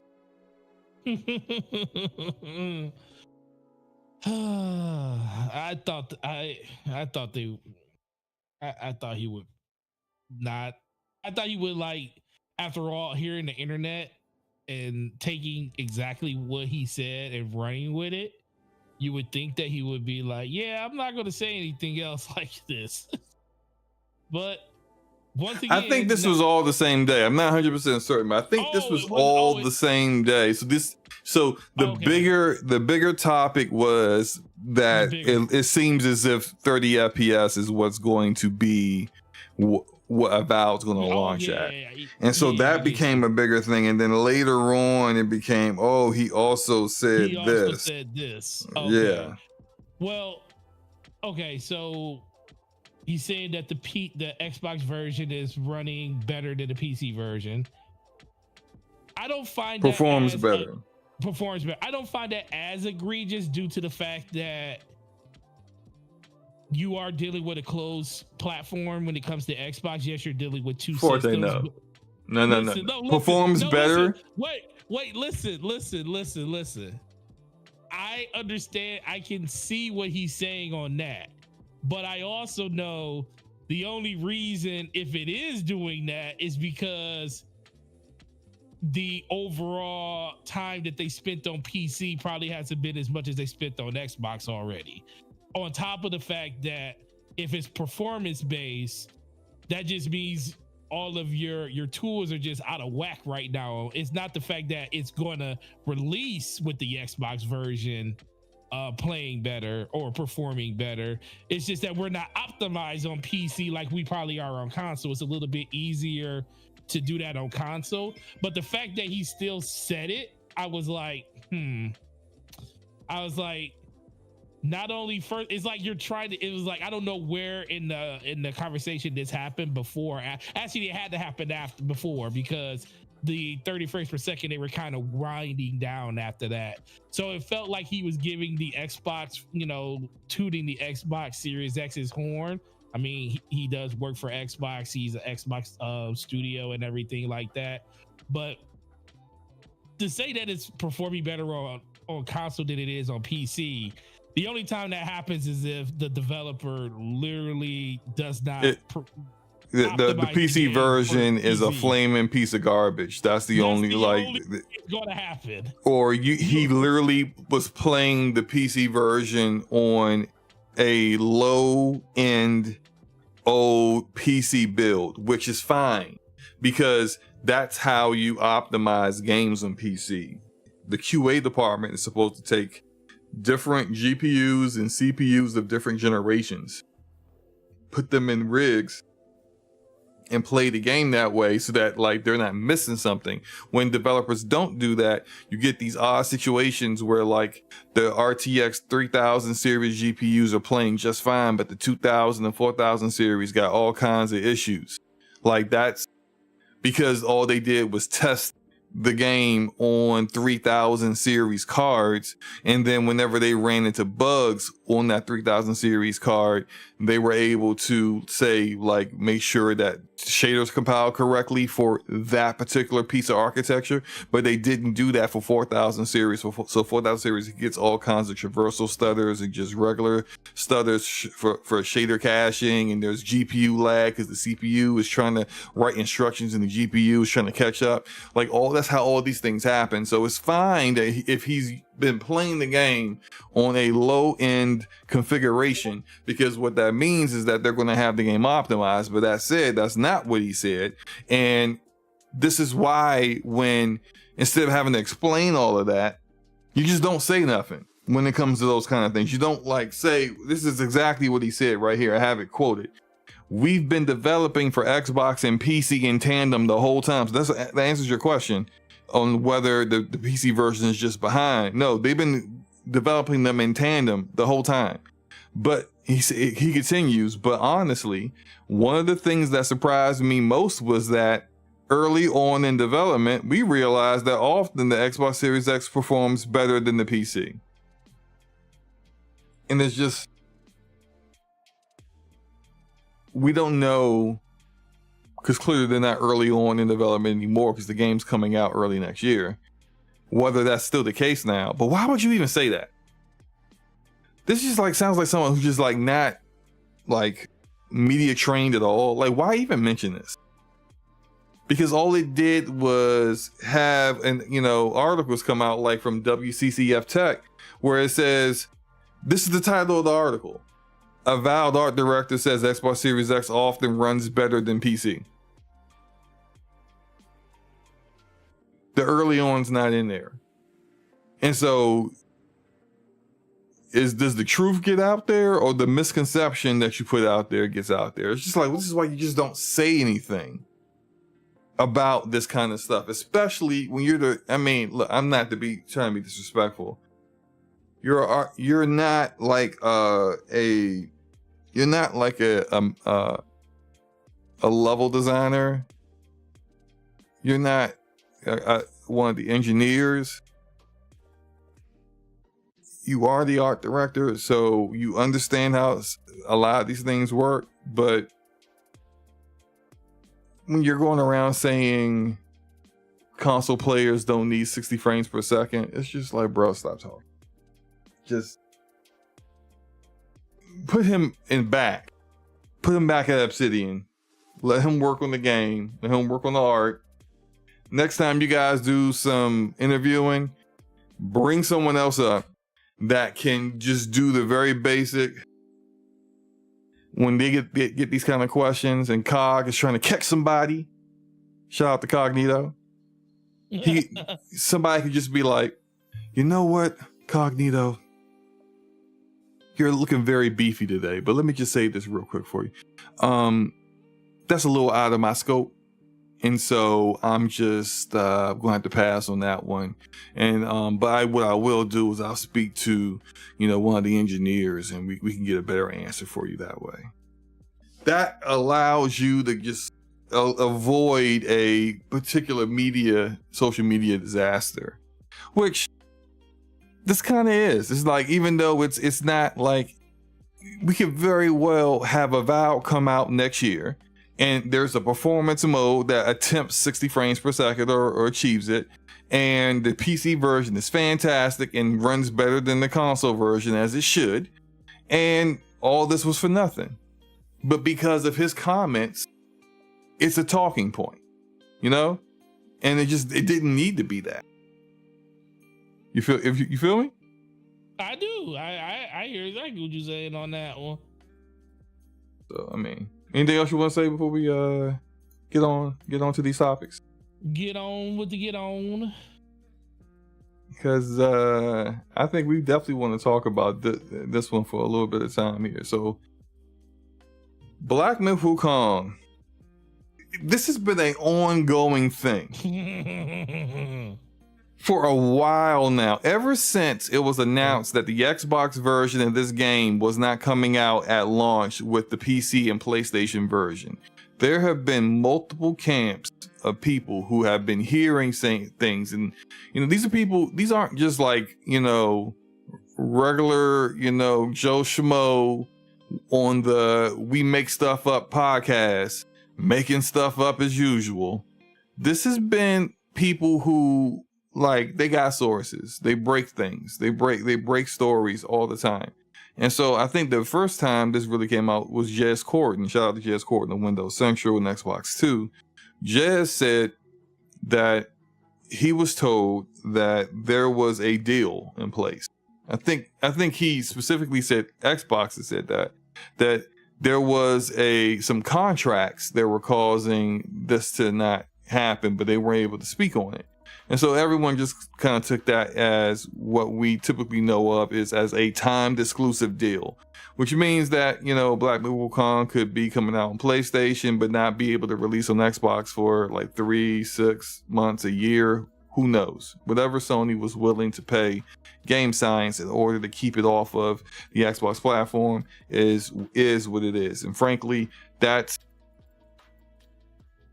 don't have a problem with that. I've never had a problem with timed exclusivity. It is providing value to your gamers that other people, aren't able to have. And when you're in the position that PlayStation is in, where your player base is your console base on the platforms it's releasing on. And let me say it like that, because the people keep pointing out and jumping on the 200 million user quote from Satya Nadella, as if that is an inclination of what Xbox is actually doing. It's not. He's counting Xbox as literally everything they put games on, which is Nintendo, which is PlayStation, PC, mobile, cloud, all of that. That's where he's getting his number from. That's not Xbox. And that's not what, if Sony wanted to keep it timed exclusive from Xbox, and Xbox really had numbers like that, then Sony would not have enough money in the world to convince Game Science to do that. But because we're talking about specifically the Xbox Series X and S, which is being outsold by Sony, estimated 5-1 right now. Yeah, it's a lot easier to just make that money, make that happen. And so that has to be something that is, if you want to look at blaming somebody for something, this gotta be the fault of Xbox themselves for allowing themselves to be in a position where they allow their competition to money hack games away from them in that manner. And that's it. That said, I will say this: if this is true, and then there have been other people who have come out and said that they have been told from Game Science developers that it is a technical issue with the Xbox Series S. And another one has said it's been a technical issue with a memory leak on all Xbox versions, that they have not been able to find what the memory leak is. And for those who don't know what a memory leak is, a memory leak is where essentially there is something wrong in the code of the game, into the build of the game, where it is eating up more and more memory that it does not need. And what they eventually ends up happening is that your game begins to bog down as the available memory of the game of the hardware is being used up for no reason, or until it just straight up crashes because it's asking for too much memory that is not available there. And that's a problem. We see memory leaks in games all the time. Games release with memory leaks. Shout out to Jedi Survivor and their memory leak. This stuff happens. But that could justify potentially the Game Science game Black Myth Wukong not passing certification on Xbox until they fix it. And if they don't feel the Xbox platform is that huge of a priority, then they also would just probably all right, we'll fix it. But it ain't that serious, because this platform isn't that big. We've already sold 10 million copies in 3 days. And wherever they probably sold far more than that at this point, considering how popular the game is. You did that without Xbox. So it's just probably not high. If that part's true, it's probably just not at high enough of the priority for them to get it fixed. But regardless of that, if it turns out that's true, I do have smoke for Game Science. Because if that is the truth, and if it's true that you took a deal with PlayStation, but then you went around telling people that it's a technical issue when it really isn't. Now you're lying. If you're going to take the bag, own it. Own what you did. Don't be sitting back here making deals and then pretending like you didn't have a deal. If that's who you are, if you're going to take a deal, you own that. Don't try to hide what you did. That's a lack of integrity I see there with that, and that's a problem that I specifically would have with them. That's some shady business. But Forte, what are your thoughts on this? What do you think? What do you think is really happening here? So my question is, first thing I thought when they said, especially around the memory leak, I was like, hey, no memory leak on Xbox S and X, but not on PC. Because they're all x86.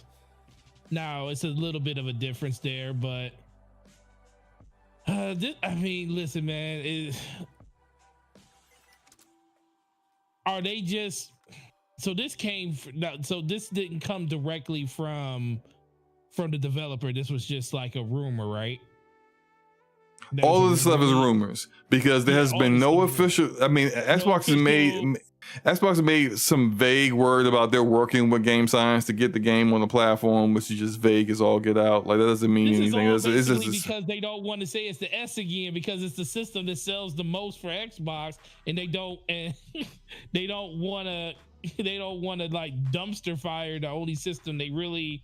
Not the only system they have, but the fact that the S is the most selling system or the more popular system for the price.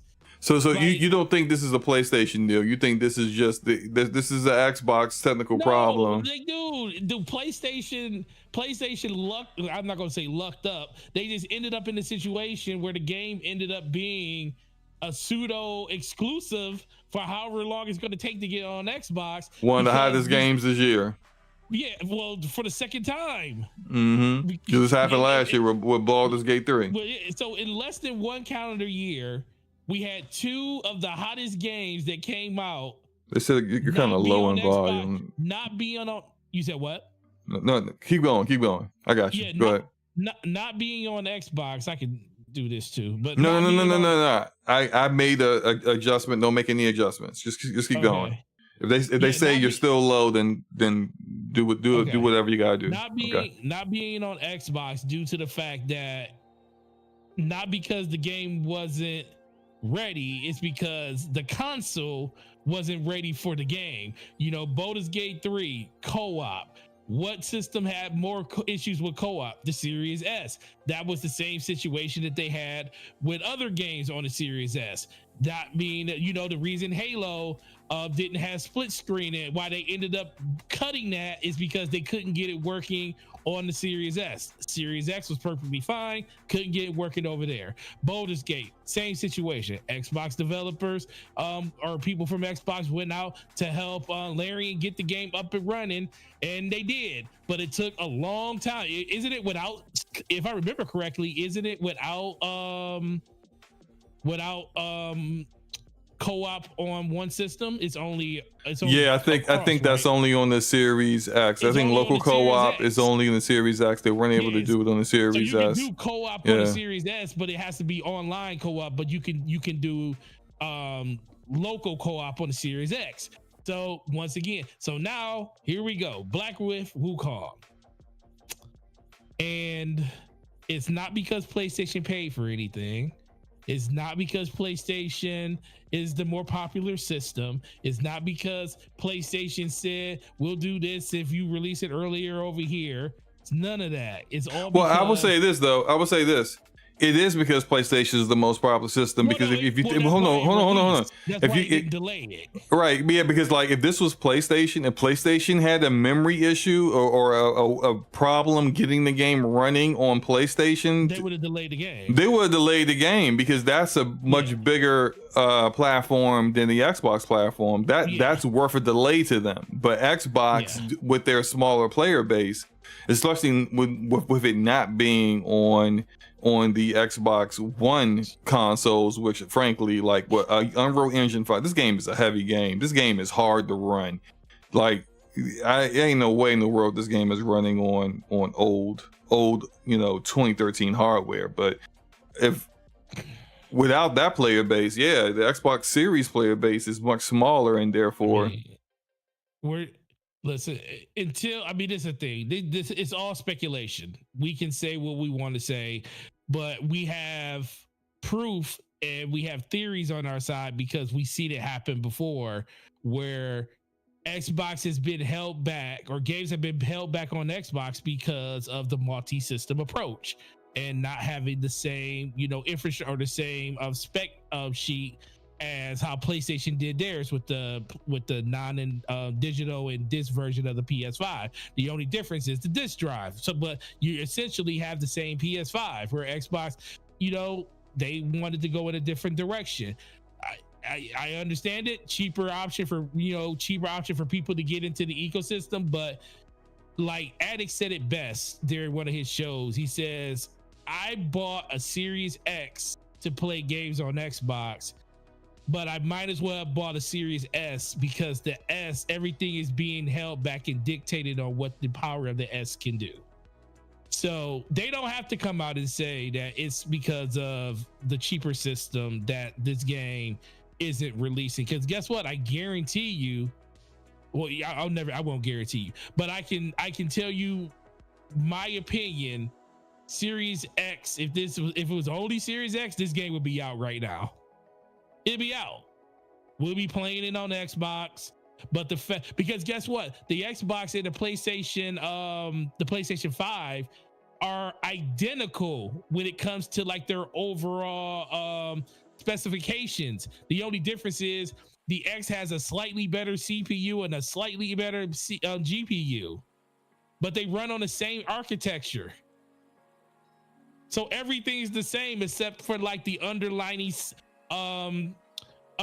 core that they're actually running it under. Xbox has their framework, PlayStation has theirs, but developers have figured out how PlayStation work. And if you're making games for PC, like Black Myth is, you're essentially making an Xbox game.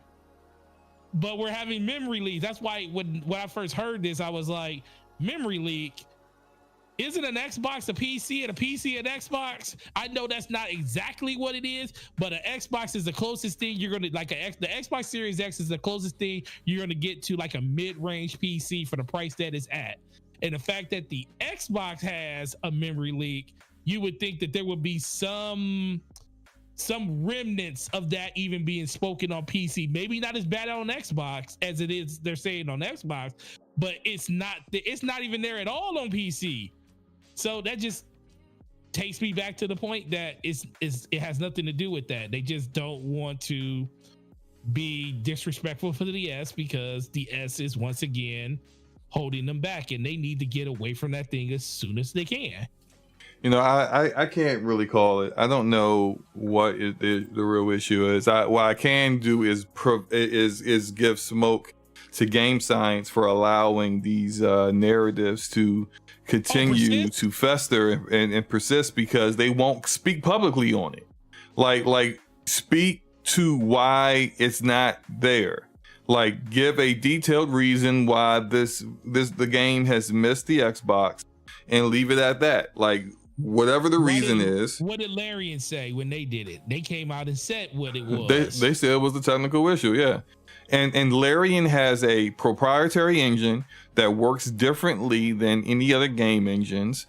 And they also had a kind of, not mandate, but a staple to their games is always having local co-op available. And so that's something that they wanted to have and provide. We got Capcom with MT Framework, where that's an older game engine that they use for fighting games, and it is not currently running on Xbox with it's not available on Xbox consoles. It's not available because they can't get the game engine running on it. And this is, again, let's talk to Xbox leadership. You are in third place in the console market. Is it unfair that because you're in third place, that you have to work harder than your competition to get the same things that they get? Yes. But that's the reality of things. If Capcom's MT framework was not working on the most recent GDK game development kit for the PlayStation, Sony would send their engineers out to help. We've seen them do this already. We've seen them do this with Striking Distance and Callisto Protocol. When the game wasn't running well, they sent out engineers to make sure Callisto Protocol at least ran well on their platform. They didn't care about nobody else because it didn't run great on anywhere else but their platform. But that's what they'll do. You should not have developers feeling as if they have been ignored and therefore need to speak publicly on things that the general public should never really need to hear about how like the game development is on your platform. That should not be a topic that we should be talking about. But because you have neglected to fix these issues, and even as I've heard, gotten to the point where you know there's an issue, but you don't feel you have the bandwidth to deal with it, and therefore you won't deal with it until it blows up and become an issue. Who are these people? Like, what do y'all do? That's not how you should be handling your platform. You have customers, B2B, business to business customers here, who are trying to put products on your platform, and then you only get up to make sure that everything is good to go when it's a game that blows up.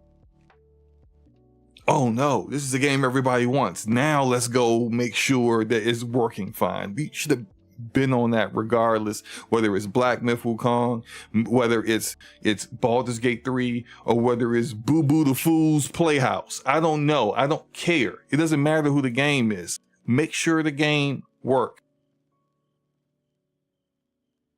True. Well, you also got to remember, it's a business, and just because, and I hate saying, because it's like it feels like we're just dogpiling on Xbox, and that's not the case. It's just the fact that so many decisions were made 7-8 years ago that are affecting them today, that it's just hard to just fathom how they're going to get out of it at this point. It's like, because, you know, Unreal 5 is a real thing. We haven't even hit the point where most games that come out are Unreal 5. We already know what the footprint of that is going to be. And then games are just going to get harder and harder to run over the course of the next 2 to 3 years. And, you know, it's rumored that Xbox is talking about accelerating the generation and starting generation again. In 2026 was still a year, almost a year and a half away, or a year and 3 months away. And then that console isn't going, if they do something like that, it's not going to release till like the end of 2026. So essentially 2 years away. So what is Xbox going to do over the course of the next 2 years as more and more demanding games come out and more of those games are skipping their platform? Now, you know, due to the situation that Xbox has kind of portrayed themselves in under, you know, the context of you don't need an Xbox, you know, you can play your games anywhere. We're putting your games on PlayStation. They're already been putting their games on PC for years now. Games day and date on PC, upgraded the tier, so you have to be on a higher tier to play on that system. And then when you start thinking about the fact that the players that bought the system that shouldn't have these issues are being hamstrung by the people that bought the cheaper system. Now, there's nothing wrong. Like, SloMo has 2 of them in his house. I have 1 in my house. So we all contribute to that problem, but that's not our fault. It's Microsoft and Xbox's duty to make sure that they find a way to accommodate both sides of it. And they haven't done a good enough job on their own. And I always tell people they can find their way out of this by just telling developers that you don't have to make the same game for both systems.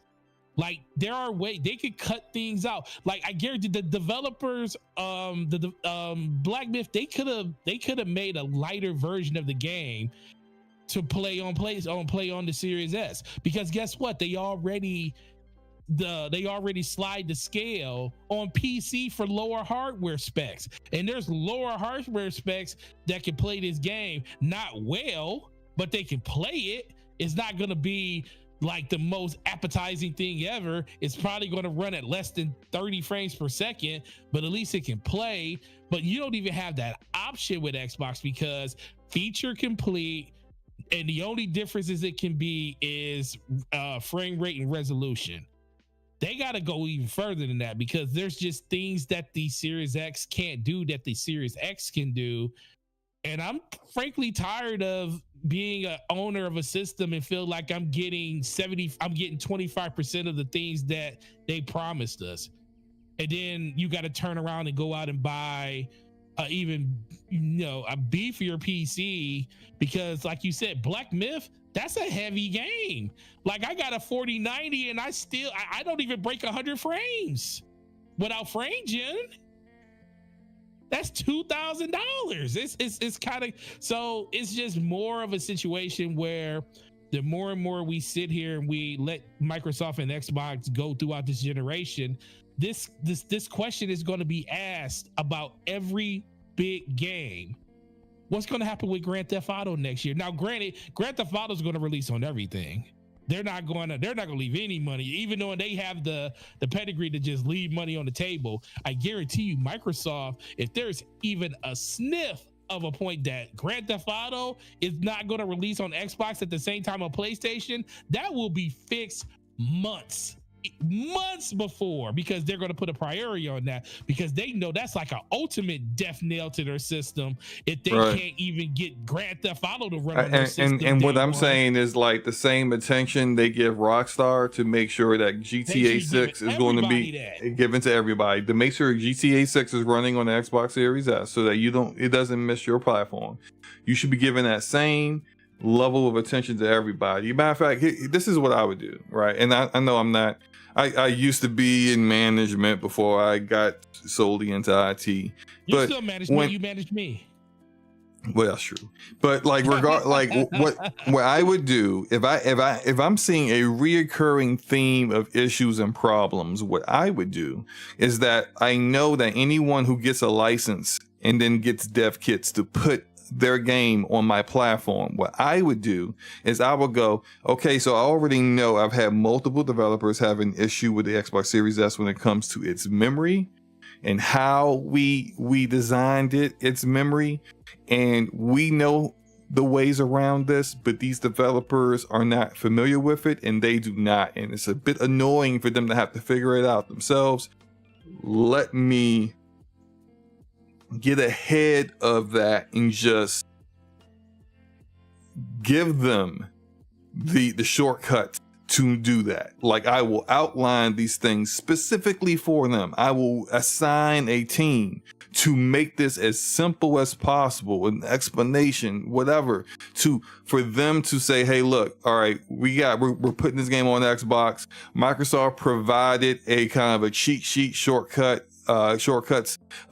thing where, we can look at this and use this as a means to kind of design around trying to get this game running on the Xbox Series S. And if we have any issues, we can refer back to this. That's a real, like, I don't know if they're doing that or not. At least I hope they will be doing that. But this would kind of allow them to get ahead of any issues that may arise from that. And I know specifically because I've spoken to people who have said this. There have been times where people have reached out to Xbox due to issues they've had with trying to get their games running on Xbox Series S. And the response has not been fast enough for them. And this should not be happening. You should be on top of it. You should have, if you're going to create hardware that is, its limitations are going to be, as time goes on, this big a deal, you should have an entire team dedicated to making sure that that the games don't miss the platform for this reason.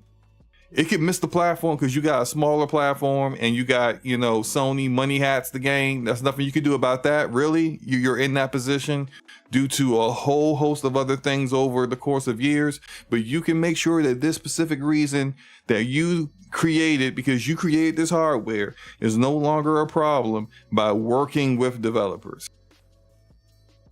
And if you really care about how the hardware does, you would make that a priority. But I really don't think they do. So, yeah. No, I don't think they do either. It's just, like I said, the fact that we know there's no way Grand Theft Auto is going to miss the platform, but we're willing to let all these other games miss the platform just due to the perceived notion that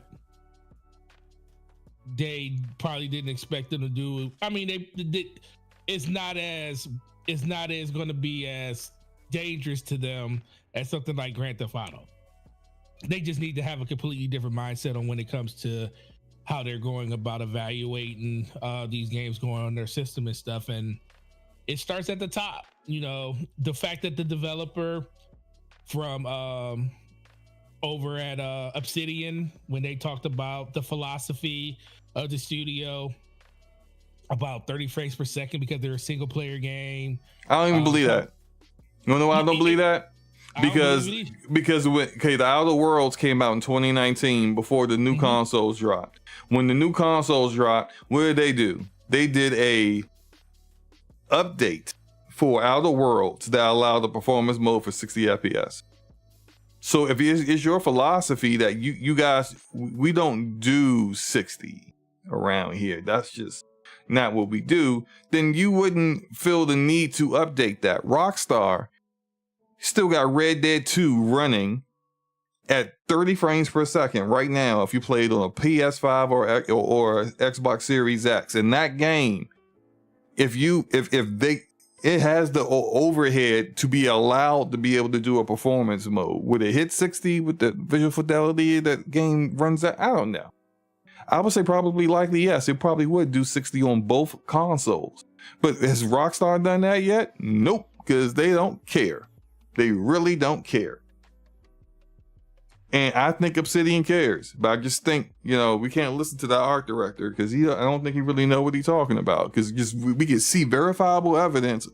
If that was the case, that you think that games running in primarily first person perspective don't need to have 60 FPS and it's a single player game, then why does Outer Worlds run at 60 FPS right now?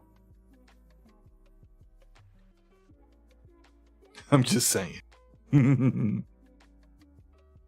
Anything else you want to say on this before we get to this final topic?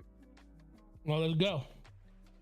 All right. Well, we got a leak. Nice little leak here coming from Dia Labs. Yeah, Dia Labs. That the PS5 Pro will be revealed within the next few weeks. It looks like it's probably going to be either. I've seen an actual date of September 9th, which I don't know where that came from. It came from like 4chan or something. I'm not going to trust that. But these Dia Labs has had some accurate leaks before, and they think that it will be revealed within the next few weeks, at the very least the end of September. They claim to actually have a picture of the PS5 Pro, which is from what they have seen, is digital. It does not mean that there won't be a physical version, but there's potentially maybe there won't be. I don't know if this PS5 Pro will be compatible with the detachable Blu-ray player that the current version of the PS5 has. So maybe they kind of feel like, hey, look, you just get the Pro, and if you want that detachable part, you just buy it. It's just universal for the 5 or the 5 Pro. Who knows? I don't know. But they did not show the actual picture that they have, because I guess probably just to protect themselves from legal action. So they had a picture, like a drawn picture recreated of what it looks like, and this is why we know that there is no Blu-ray player on it, and has a similar design to like the PS5 Slim. But you would say probably it's a bit thicker than the PS5 Slim is, with similar faceplates, and that's really all we really know about it. We don't really know anything else, but there's just a lot of talk that more than likely we're going to get either within a blog post release or through a state of play, which a lot of people tend to believe how it will happen, that Sony's going to announce this PS5 Pro finally, the worst kept secret for at least like a year and a half now. Pricing wise, a lot of people have been discussing what the price of this could potentially be. I'm gonna go ahead and say I think it is, Forte, and then you can kind of take it from there. I think it will be $650, and here's why. I think it's going to be $650 because we see now PlayStation just raised the prices of the PS5 in Japan. So did Xbox, and Xbox don't even sell in Japan. They still raise the price anyway. The cost of technology right now and the cost to make these systems is a bit unprecedented compared to other generations, where as time goes on, the technology becomes cheaper because it's more outdated. And that's not happening right now due to various other, like economy reasons right now in the world. I don't think they can afford to sell this PS5 Pro. I mean, they're going to sell it at a loss anyway, because that's just typically like how Sony and Microsoft do it. But I don't think they can take a severe cut for this in order to make it more attractive at a price for those who are interested in that kind of product. So, which I don't think is a huge number of people that are interested in this. Don't think mid-gen refreshes do that great sales wise overall, but I think it's going to be $650. I think the PlayStation 5 digital and the regular PlayStation 5 price will not change 1 penny, because why not? It's not like you got a lot of competition right now anyway. You can price things however the heck you want. So they're going to leave the prices as is. They're just going to add this new SKU to the market, and they're going to look at it. They're going to look at what they're going to make exclusive to it. It's going to get its own performance modes that is going to have higher performance and better visuals than the regular PS5. It's going to have their proprietary upscaler pisser, and that is going to be the exclusive to it. Is not going to be available on the regular PlayStation, and they're going to feel justified in making that price. They may even feel justified in making the price. I don't even know how you do that. It's I was about to say that they may feel justified in making the price of games like $74.99 or something like that, but I just don't. You're not going to have specific versions. It's not a new generation, so you're not going to have a specific version of the game running on your platform. Just if you have the hardware, then you would have access to different modes. So I don't think they will raise the price of games, although I think they wish they could.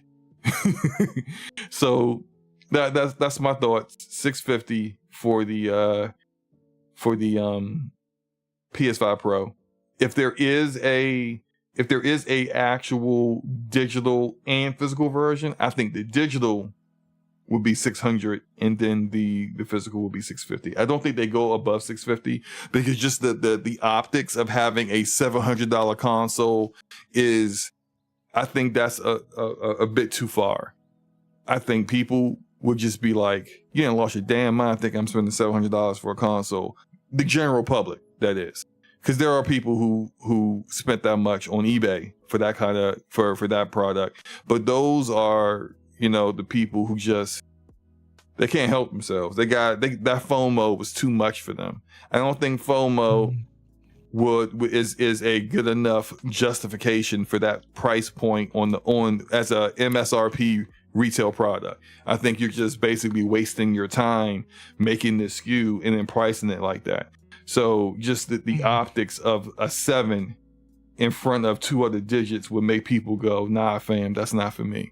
And so $650 at the most. Forte, what are your thoughts?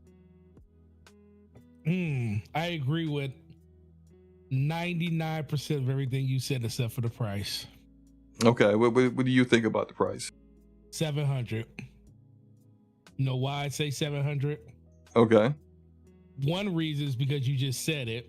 People did go out there and spend not just 700, but more. But how many people? But that's the other thing. The percentage, if we had to guess the percentage, like let's go back to the PS4 Pro. If we had to guess the percentage of people, 126 million consoles, maybe 30 something plus million were PS4 Pros, which is anywhere from 15 to 20% of the player base. That's about what's going to happen this time. 15 but to 20%. Here's the big differences there. The PS4 Pro was what, $400? $400, yeah. Right. That's reasonable. That is reasonable, but that was reasonable back in 2017 when or 2016 when it happened. But you also got to remember too, a $300 price increase from there. Okay. No, let me ask you something. Let me ask you this. Okay. At 5, okay, we already know it's not going to be 5. No. We know it's not going to be that. Do you think at $100 difference, you're going to get a tangible difference in what performance they're going to put in that? Like, we don't even know. I don't think it's going to be I don't think it's going to be that big a difference without Pisser. Now, and we don't even know how good Pisser is. We know upscalers, their ability to make drastic differences tends to vary. So if it's FSR, it ain't worth anything. It's all based on what the performance of the system is, and nobody knows that yet. Everybody is rumors and speculations. If it's a nothing burger, like 10 to 15% up, I think it's going to be more. We do know this though. Hold up, because we've had some games already kind of push updates for the PS5 Pro. For example, No Man's Sky. And so I think what they said with that, it was that it raised the resolution from like, what was it, like 1200 or 1300p to like 700p. Like that's still dynamic. So that's like what the average resolution is or something like that. That's not fixed. If that doesn't come with also a more stable frame rates as well, that ain't worth. Look, $700 for that? Is $600 worth it? Well, it's already $550. Well, in certain territories, it's $500 here. So the disc version is $500? Mm-hmm. Are you sure? I sell them all the time. You're right. You do. You're right. My bad. Yeah. I'm just like. I like how he was like, "Are you sure?" You was about to start looking on websites. I sure was, because I thought it was $550, but whatever, right? All right. No, so look, it was $550 when they first released it. Then they dropped it in America. If anything, that helps my argument that it won't be $700. Because if the disc version of the PS5 is $500, then my $650 is too high. $150 difference for like extra like bump in resolution that many probably won't even notice, and maybe some more stable frame rate. Again, not every game is going to have the same performance differences as like the same uplift as No Man's Sky. They got a proprietary engine they use, and they optimize it however they chose to do so. I'm sure Sony first party is going to do their thing and be forced to kind of make sure that it is really like showing the benefits of what the Pro could do versus the regular, and however else it goes. But like with the CPU portion of this APU only being a 10% uplift, like we're not looking at like a drastic like increase here.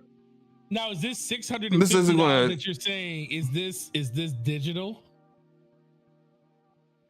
I think that's if there's a disc version, that's the more expensive disc version. Okay. See, but like this isn't for to go from $500 for the disc base standard PS5 to a $700 PS5 Pro, when more than likely think about this, when this comes out, right, and then next year Grand Theft Auto 6 comes out, and people are like, now the old guys on the old trash hardware want new hardware because they've been playing Madden and 2K and Call of Duty on the Xbox One and the PS4, and now and they've been playing GTA 5 online, and now GTA 6 is out. They ain't gonna miss that. They need new hardware. Are they gonna go spend $700 on a PS5 Pro? No, they're going to spend $500 on a regular PS5. Right. Because that PS5 Pro is not going to get them 60 FPS. It's not going to get them a much better boost with that CPU not being that big of a jump. So and it shouldn't be that big of a jump. This is a mid-gen refresh. You want to make sure that you have parity in how the games are designed across the board. You don't want to have like in a game on the PS5 when there's 20 enemies on screen, but then your CPU in your mid-gen refresh is so much better that you could actually push for like 25. They wouldn't even do that. So there's just no purpose in putting that much more towards that side of it when they're going to do parity for game design. So if the PS5 can only handle 20 enemies on screen, they're only going to make 20 enemies on screen across the board. And so you just don't even need that extra CPU headroom. You might as well put that into your GPU. You feel me? You see what I mean? But like, if you're gonna make that big a jump on the CPU, you're gonna call it a PS6, not a PS5 Pro. So this isn't going to be that massive leap. If Grand Theft Auto 6 is going to run on 30 FPS on consoles, it's running 30 FPS on every console that's out. Period. It's just one's going to look better than the other, and I just don't think $200 difference is going to get people to buy that. So I don't know. Like, well, I guess we'll have to see. We'll see. I mean, the thing is, the way, and a lot of people. Okay, let me ask you this: as a hardcore gamer, I know you're. Are you interested in buying the PS5 Pro? No, I'm never interested in refreshes. Okay, I've never bought them. I bought the Xbox One X because that was. Good. The difference between that was needed. That was needed. That was needed. Good grief. I was not on PC then, and that Xbox One VCR was trash. Like that thing could barely run anything. If you still rocking with that, good grief, Lord, they needed that. That was the most needed refresh ever. The PS4 Pro wasn't. I don't think that wasn't all that necessary, and it was for VR basically. Yeah, and for me, only playing the exclusives over there, I didn't feel the need to jump on a Pro, especially when the thing was sounding like a jet engine from people. I'm good. I will say any performance uplift. Now, I'm one of those people that will get rid of my old platform, so. even if that thing came in at $600, $650, $700. But you would right trade it in. You got your GameStop discounts. I get 380. They probably give it to you for free at your little GameStop conference or something. So and then I'll give my PS5 Slim to my dad like I did my PS4. I didn't even have to trade it in because that's how I got my Pro. But the biggest thing is, I just think at a certain point, 20% of the player base, even if you want to go low and say 10% of the player base, right now 10% of the player base is 5.6 million people. If you're around that 50 something 6 million, 60 million mark. I think they reported that last time they sold 61 million PlayStation 5. So you're talking about 10% of 10% that will be 6.5 million. Yeah, that ain't worth doing a refresh for. That ain't worth. If you only gonna sell 6 million of them, that ain't worth it. But that's not your heavy lifter though. Yeah, but I mean, you still put the your heavy lifter is going to be the 5, and if they do what you said and not drop the price of the 5, because right now they're making money on the 5. They already said they've been making money on the 5 for quite some time now. So if they come out, let's say if they do it 650, we'll only go to 700, 650, and they still have the 5 at 500, and they still have the Slim at 450, the Slim digital at 450. 650 for a digital system. Say they don't even do a disc drive, then that means you're forced to buy the attachment, which will put you at $80. So that'll put you over $720. That's if you want the disc drive. No, absolutely not. They're not gonna, you know what? They're not going to give you a disc drive. I mean, we don't know. We've only saw like a leak of. Well, we didn't see the leak, but like a drawing of the leak of one version. Why do you think they wouldn't do that? Because they came out with a PS4 Pro for 5. They do. What if? Hold on. What if the disc drive? What if the PS5 Pro is compatible to the disc, the detachable disc drive for the regular? I think it will be. It will be. I think it will be the same hard drive. Then why not just have a SKU, edition of it the same way you sell a PS5 with it? They can, and it will be $700 if they do it. Listen, I can't see it, man. SloMo, they literally released a PS5 Slim with a disc drive. When they released that system, I called you on the phone. It's like, bro, they are charging people $550 for this thing. They charged you $50 more for a Slim. Now they have lowered the price since then, and they put it back to $500. But for like a good 2 months over the spring, or like 2 months after it came out, that thing was $50 more than the base PS5 came out at. So what makes you think that they ain't gonna give you, what makes you think they ain't gonna cuck us again? Because of the 7. Because of the 7.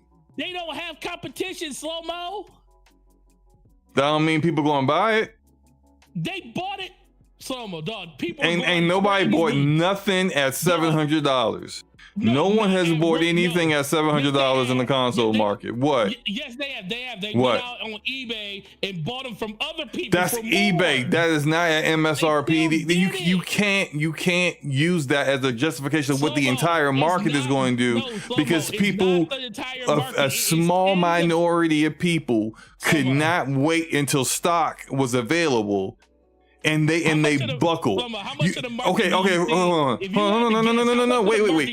Hold on. So listen to me. So there were scalpers selling PS5s at launch at $1,000, right? Right? Yeah, right. You're right. So under your logic, that means Sony could be justified in selling the PS5 Pro at $1,000, and because people bought a PS5 at $1,000, then that will be a justifiable price. But you know the majority of people ain't gonna buy that. It's not for the majority of people. The market that is down for a refresh. The hardcore PlayStation gamer that's down for a refresh is not going to spend $1,000. It's only 10 to 20% of that market, though. That's a lot of people. Yes. But they're not going to spend 12% off of what they have 20% of what they have right now. That's around what, 12.5 million or 13 million people out of 62. And look, you guys talking about the Steam Deck and the ROG Ally. Steam Deck has never been at $700 as far as I know. The Steam Deck is much cheaper. The ROG Ally X at $700 as well as hold on, is the Aya Neos and all that. That's not that's talking about a completely different demographic. Y'all talking about PC gamers primarily buying those handhelds. That is not the same. No, the same people buying. To go out and buy. Oh my God! The same person that's buying the Ally X is not the same person that's going to be buying a PS5 Pro. No, they're not the same people. SloMo. I don't get you, SloMo. And the one, look, the handheld that sells the most. Which one is that? The Switch, because that's not because, but that's only because. How much is it? Okay, all right. Second most. Steam Deck. Steam Deck. The second cheapest one. People not gonna be spending $700. SloMo. I'm telling you, yeah. I can't wait for this to happen. I don't know why you got to get this in your mind, SloMo. Listen, the days of people they don't have competition because Xbox ain't giving it to them. On top of that, so they don't have anybody else really to drive the price down that's of a significant force to them. That don't mean you can just price anything. Listen, I'm not saying you price anything, and nobody was saying they're going to make $1,000 system. I understand what you're saying because people were scalping it for $1,000. That was more just people wanting to get a PlayStation because they couldn't get it anywhere else. But even when they became available, people didn't want to do the simple thing like follow people on Twitter just to get the system at a cheaper price. They didn't want to do any of that stuff. They just wanted to go somewhere and buy the system from somebody else that was cheaper. About 6 those months people is part of the tip. Those people they are not. That's less than 1% of the PlayStation player base. That would go. Right, I'm dead serious. How many systems you think of the 65 million systems? How many you think were scalped? 2 or 3 million. Okay, 2 or 3 million. So that's what, 5%? Is it? That's about 5%. Because 10% would be. I'm gonna have to pull out the hold up now. Yeah, because 10% is 6%, 6.5. So that's like 5%, like 5.2%. 3 million? 5%. If 10% is 6.5. All right. I just did the math. Fine. Go ahead. That's 5%, SloMo. That's not. You were earlier saying that 10% to 20% is the market of people. So you basically were admitting I'm right that it's not the same amount of people. No, because you just admitted I was right. No, I'm going off and saying that's still 5%. I'm not saying that you're right or wrong. I'm just saying that's still 5%. And I guarantee it's probably more than that. Do we know what the number for PS4 Pro was? I don't know the exact number. I heard it was pretty low though. I mean, but it was like 15, 10, 15, 20 something like that. Because guess what? I still see more people trading in regular PS4s from 2013, 2014, 2015. I still see that old glossy or the non-glossy one that people that look like it's had dust bunnies living inside of it for the last 6 years. I see those all the time. Matter of fact, I traded in a white Destiny one because it was the one that came with the Taken King, and I traded that in today. And I was like, yo, he said, yeah, I had this since day one. I want to get a PS5. That dude had that system since 2015, bro. There is a whole bunch of people out there that didn't care about a base PS5 because and all of those people, when GTA 6 come out, more of people PS5. like that guy's gonna buy. They not buying the Pro, which is exactly my point. And that's the whole thing. It's not about who buys it's about having a mid-gen refresh for the people that want it. They didn't expect to sell so do you think PlayStation expected the PS4 Pro to be their #1 selling console, or do you think they thought the Slim was? I think they thought the Slim was. And that's what happened. Just like Xbox. Xbox didn't expect the well, the Series S is like 50-50 at this point. Well, yeah, at this point, yeah. But when that system first came out, they didn't expect the X to, outsell the Series S because it was $200 cheaper. Well, they should have. Well, we should. They shouldn't just. Conversation around it shouldn't have even been. It shouldn't have been made. It should have been something completely different. But no, I understand what you're saying.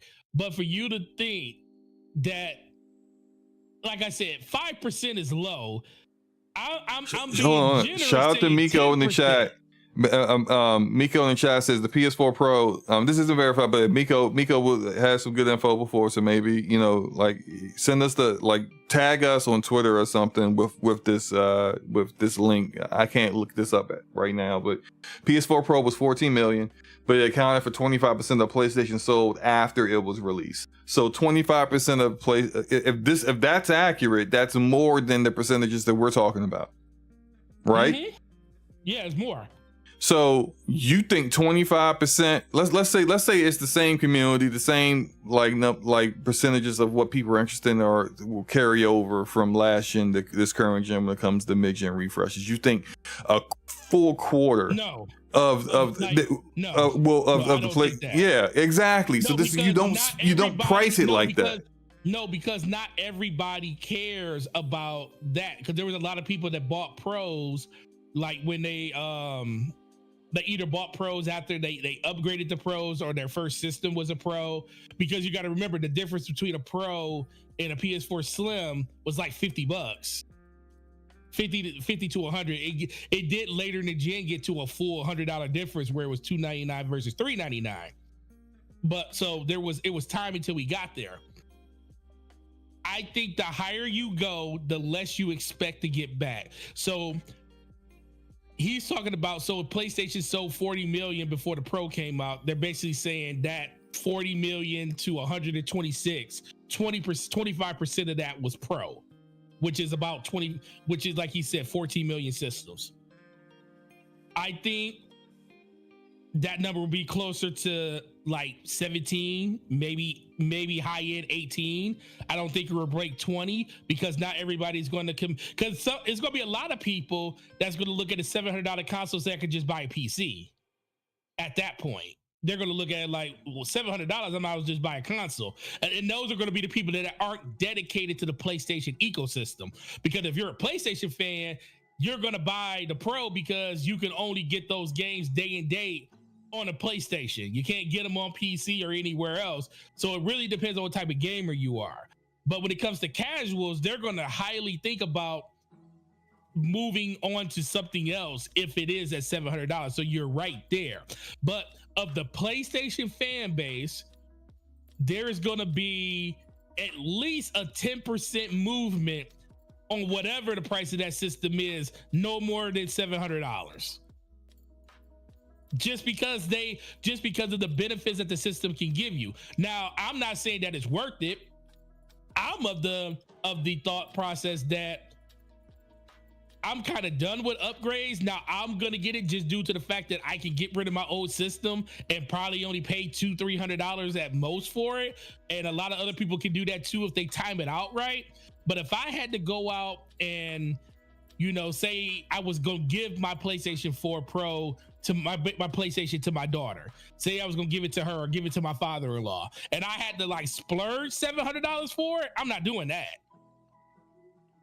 I'm not doing that. It's just because I don't think it's going to be worth it over the course of the generation. And I think we're going to be saying the same exact thing that we're saying now, 6 years from now, because I think it's still going to be a situation where 60 frames per second isn't the norm when it comes to being tied to like really good frame rates or 4K and a steady 1440p. Well, I mean that it's not.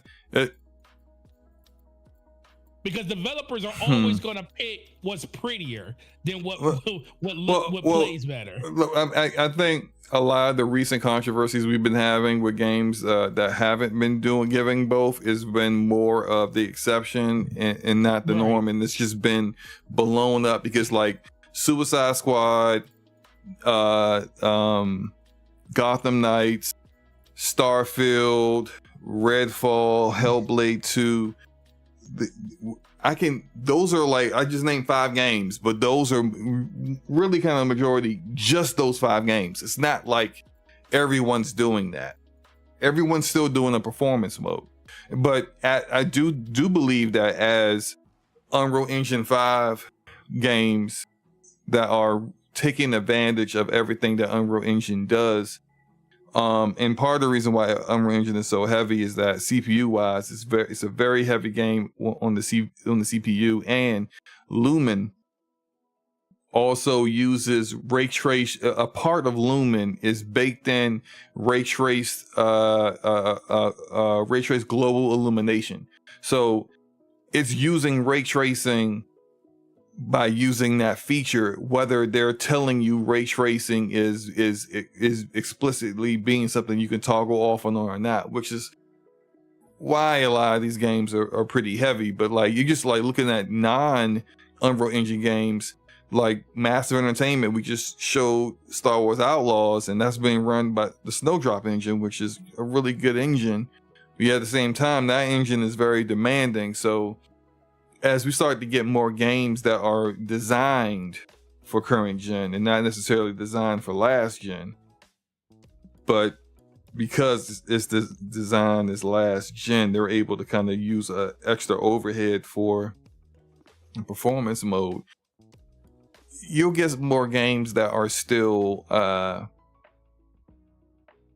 potentially not going with a performance mode, but I don't think those would be the majority. I don't think those would be the the majority will still do that because not every game needs what those games that are skipping a performance mode need in this game design. For example, like I'm showing gameplay for Concord. This game is super easy on PC and PlayStation. So this is the kind of game that like, and no one's running this at 30 FPS. What the heck for? Hey, that's unnecessary, man. Is this Steam gameplay or is this PlayStation? This is Steam. We wouldn't look this sharp on PlayStation. Come on, man. This is native 4K. I know you saw my tweet where I was asking PlayStation gamers how their experience was, and they all said, did you see my response to you? Yeah, of course not. You said let's play and find out. And you ain't respond. You ain't respond. Shocker. I'm responding now. No, it's too late for that. You can't. It's too late. Should have been responded. We could have played something, man. You could have told everyone this is a fun game. It's fantastic. Makes me feel like I'm playing Destiny. What's the name of Destiny game? Multiplayer. What's that called again? Crucible. Yeah, there you go. It's like the Crucible. It's not like the Crucible, but still. It's definitely not like the Crucible. I can definitely see that just by looking at it. It is not. Yeah, look, let's wrap this up, man. It's getting late. Anything else you want to say before we get up out of here, man? No, I just want to hear it from your mouth. So you think what the price is going to be? $650? $650 maximum, version, right? Maximum $650, yes. Okay. And you're saying it's $700. I am saying $700 because I do think that's going to happen. All right, we'll see what happens. I mean, you're probably going to be more right than I am, but I just have this feeling that they gonna come, especially if they ain't gonna change the price of the regular system. Okay. Your regular system this. $500, like you said. That's a $200 price increase. I'll say this. Depending on what we'll revisit this when we finally get specs, because they'll talk specs before they talk price. Once we get the specs, but considering the short time period they have before they launch it, because they're trying to launch this year, and then if they wait even to September, they're gonna say it all at once. They're gonna say it all at once. It's gonna be an all-in-one, either blog or stream or whatever. They'll talk about the specs and the price all at once. That's true. You're right. They ain't got a lot of time to be slow walking the marketing for this. Yeah, that's true. You're right. So, Forte, let everyone know where they can find you, sir. You can find me here on DPS with the homie SloMo, on Gaming Forte channel, Gaming Forte, well, at Gaming Forte. That's also on YouTube and Twitter, and or X, I should say now. I still call it Twitter. I'm gonna call it Twitter forever. Outside of that, what was I about to say? Outside of that, yeah, just enjoying games. Just keep playing what you're playing. Black Ops 6 beta tomorrow. Hope to see you guys over there. You know, everybody, Xbox fans, better support. Show Xbox that you're gonna support the game by playing in the Game Pass, because you know y'all ain't gonna buy it.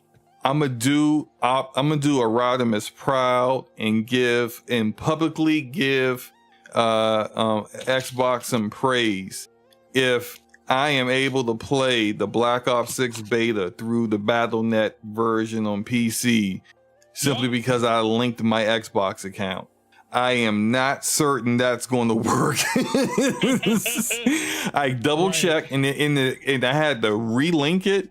So if reconnect it, or which is some weird. So if I may just tweet out, for people to, as a heads up, to if they have that problem, to go into their Battle.net account and then check connections and make sure it's because it's explicitly said checking to see if you have Game Pass when it did that. And so I was like, oh, well, it's making sure I got Game Pass Ultimate. All right, well then, this should be no problems tomorrow. Should be. Keyword. But we'll see what happens. If it works, I'm gonna give them some public praise that Rodimus will sure to ignore and act like I'm still dooming and glooming the platform. But regardless, that's we'll be looking forward to that tomorrow. Yeah, and when that beta does go live tomorrow, SloMo, you want to stream it on DPS together? It depends if I have time. Sure, yeah. Because when I go live, I might not be I don't know, like work related. We'll see what happens. We might stream it. Yeah, check out the Omni movement. I wanna follow DPS. We on DPS. I was gonna say follow the DPS Twitter where we. Oh, okay, my bad. Oh my god. My bad, man. Guys, SloMo's being very combative right now. Guys, enjoy y'all weekend. We appreciate the plus 40. Can I do my outro? How you just gonna skip my outro? I'm not skipping you. I'm just telling people. You all telling people where to go and everything. Just. I was talking about the stream. SloMo, you are being very emotional right now. I'm not being emotional. I'm just telling you. Have you eaten? Do you need a Snickers? I need to leave because it's about to be midnight. Anyway, look. All right, enjoy your night, guys. I will see you guys next week. Go ahead, SloMo. I will be dropping some videos on Dragon Age and the First Ascendant, and I'm going to start doing my streams of Dragon Age Origins, as I'm going to do a full playthrough of Origins, Dragon Age Awakening, Dragon Age 2, and Inquisition before the Veilguard comes out. That is a lot to play through before Veilguard comes out in the end of October, so we need to get started. So I'm going to start doing that on the SloMoBackSlap channel. Please check that out. Come through, see one of the best RPG series that is out there and why it's so good.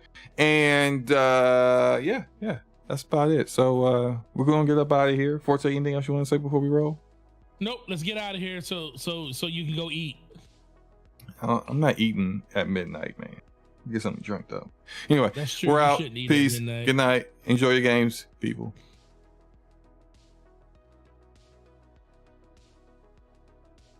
Good show.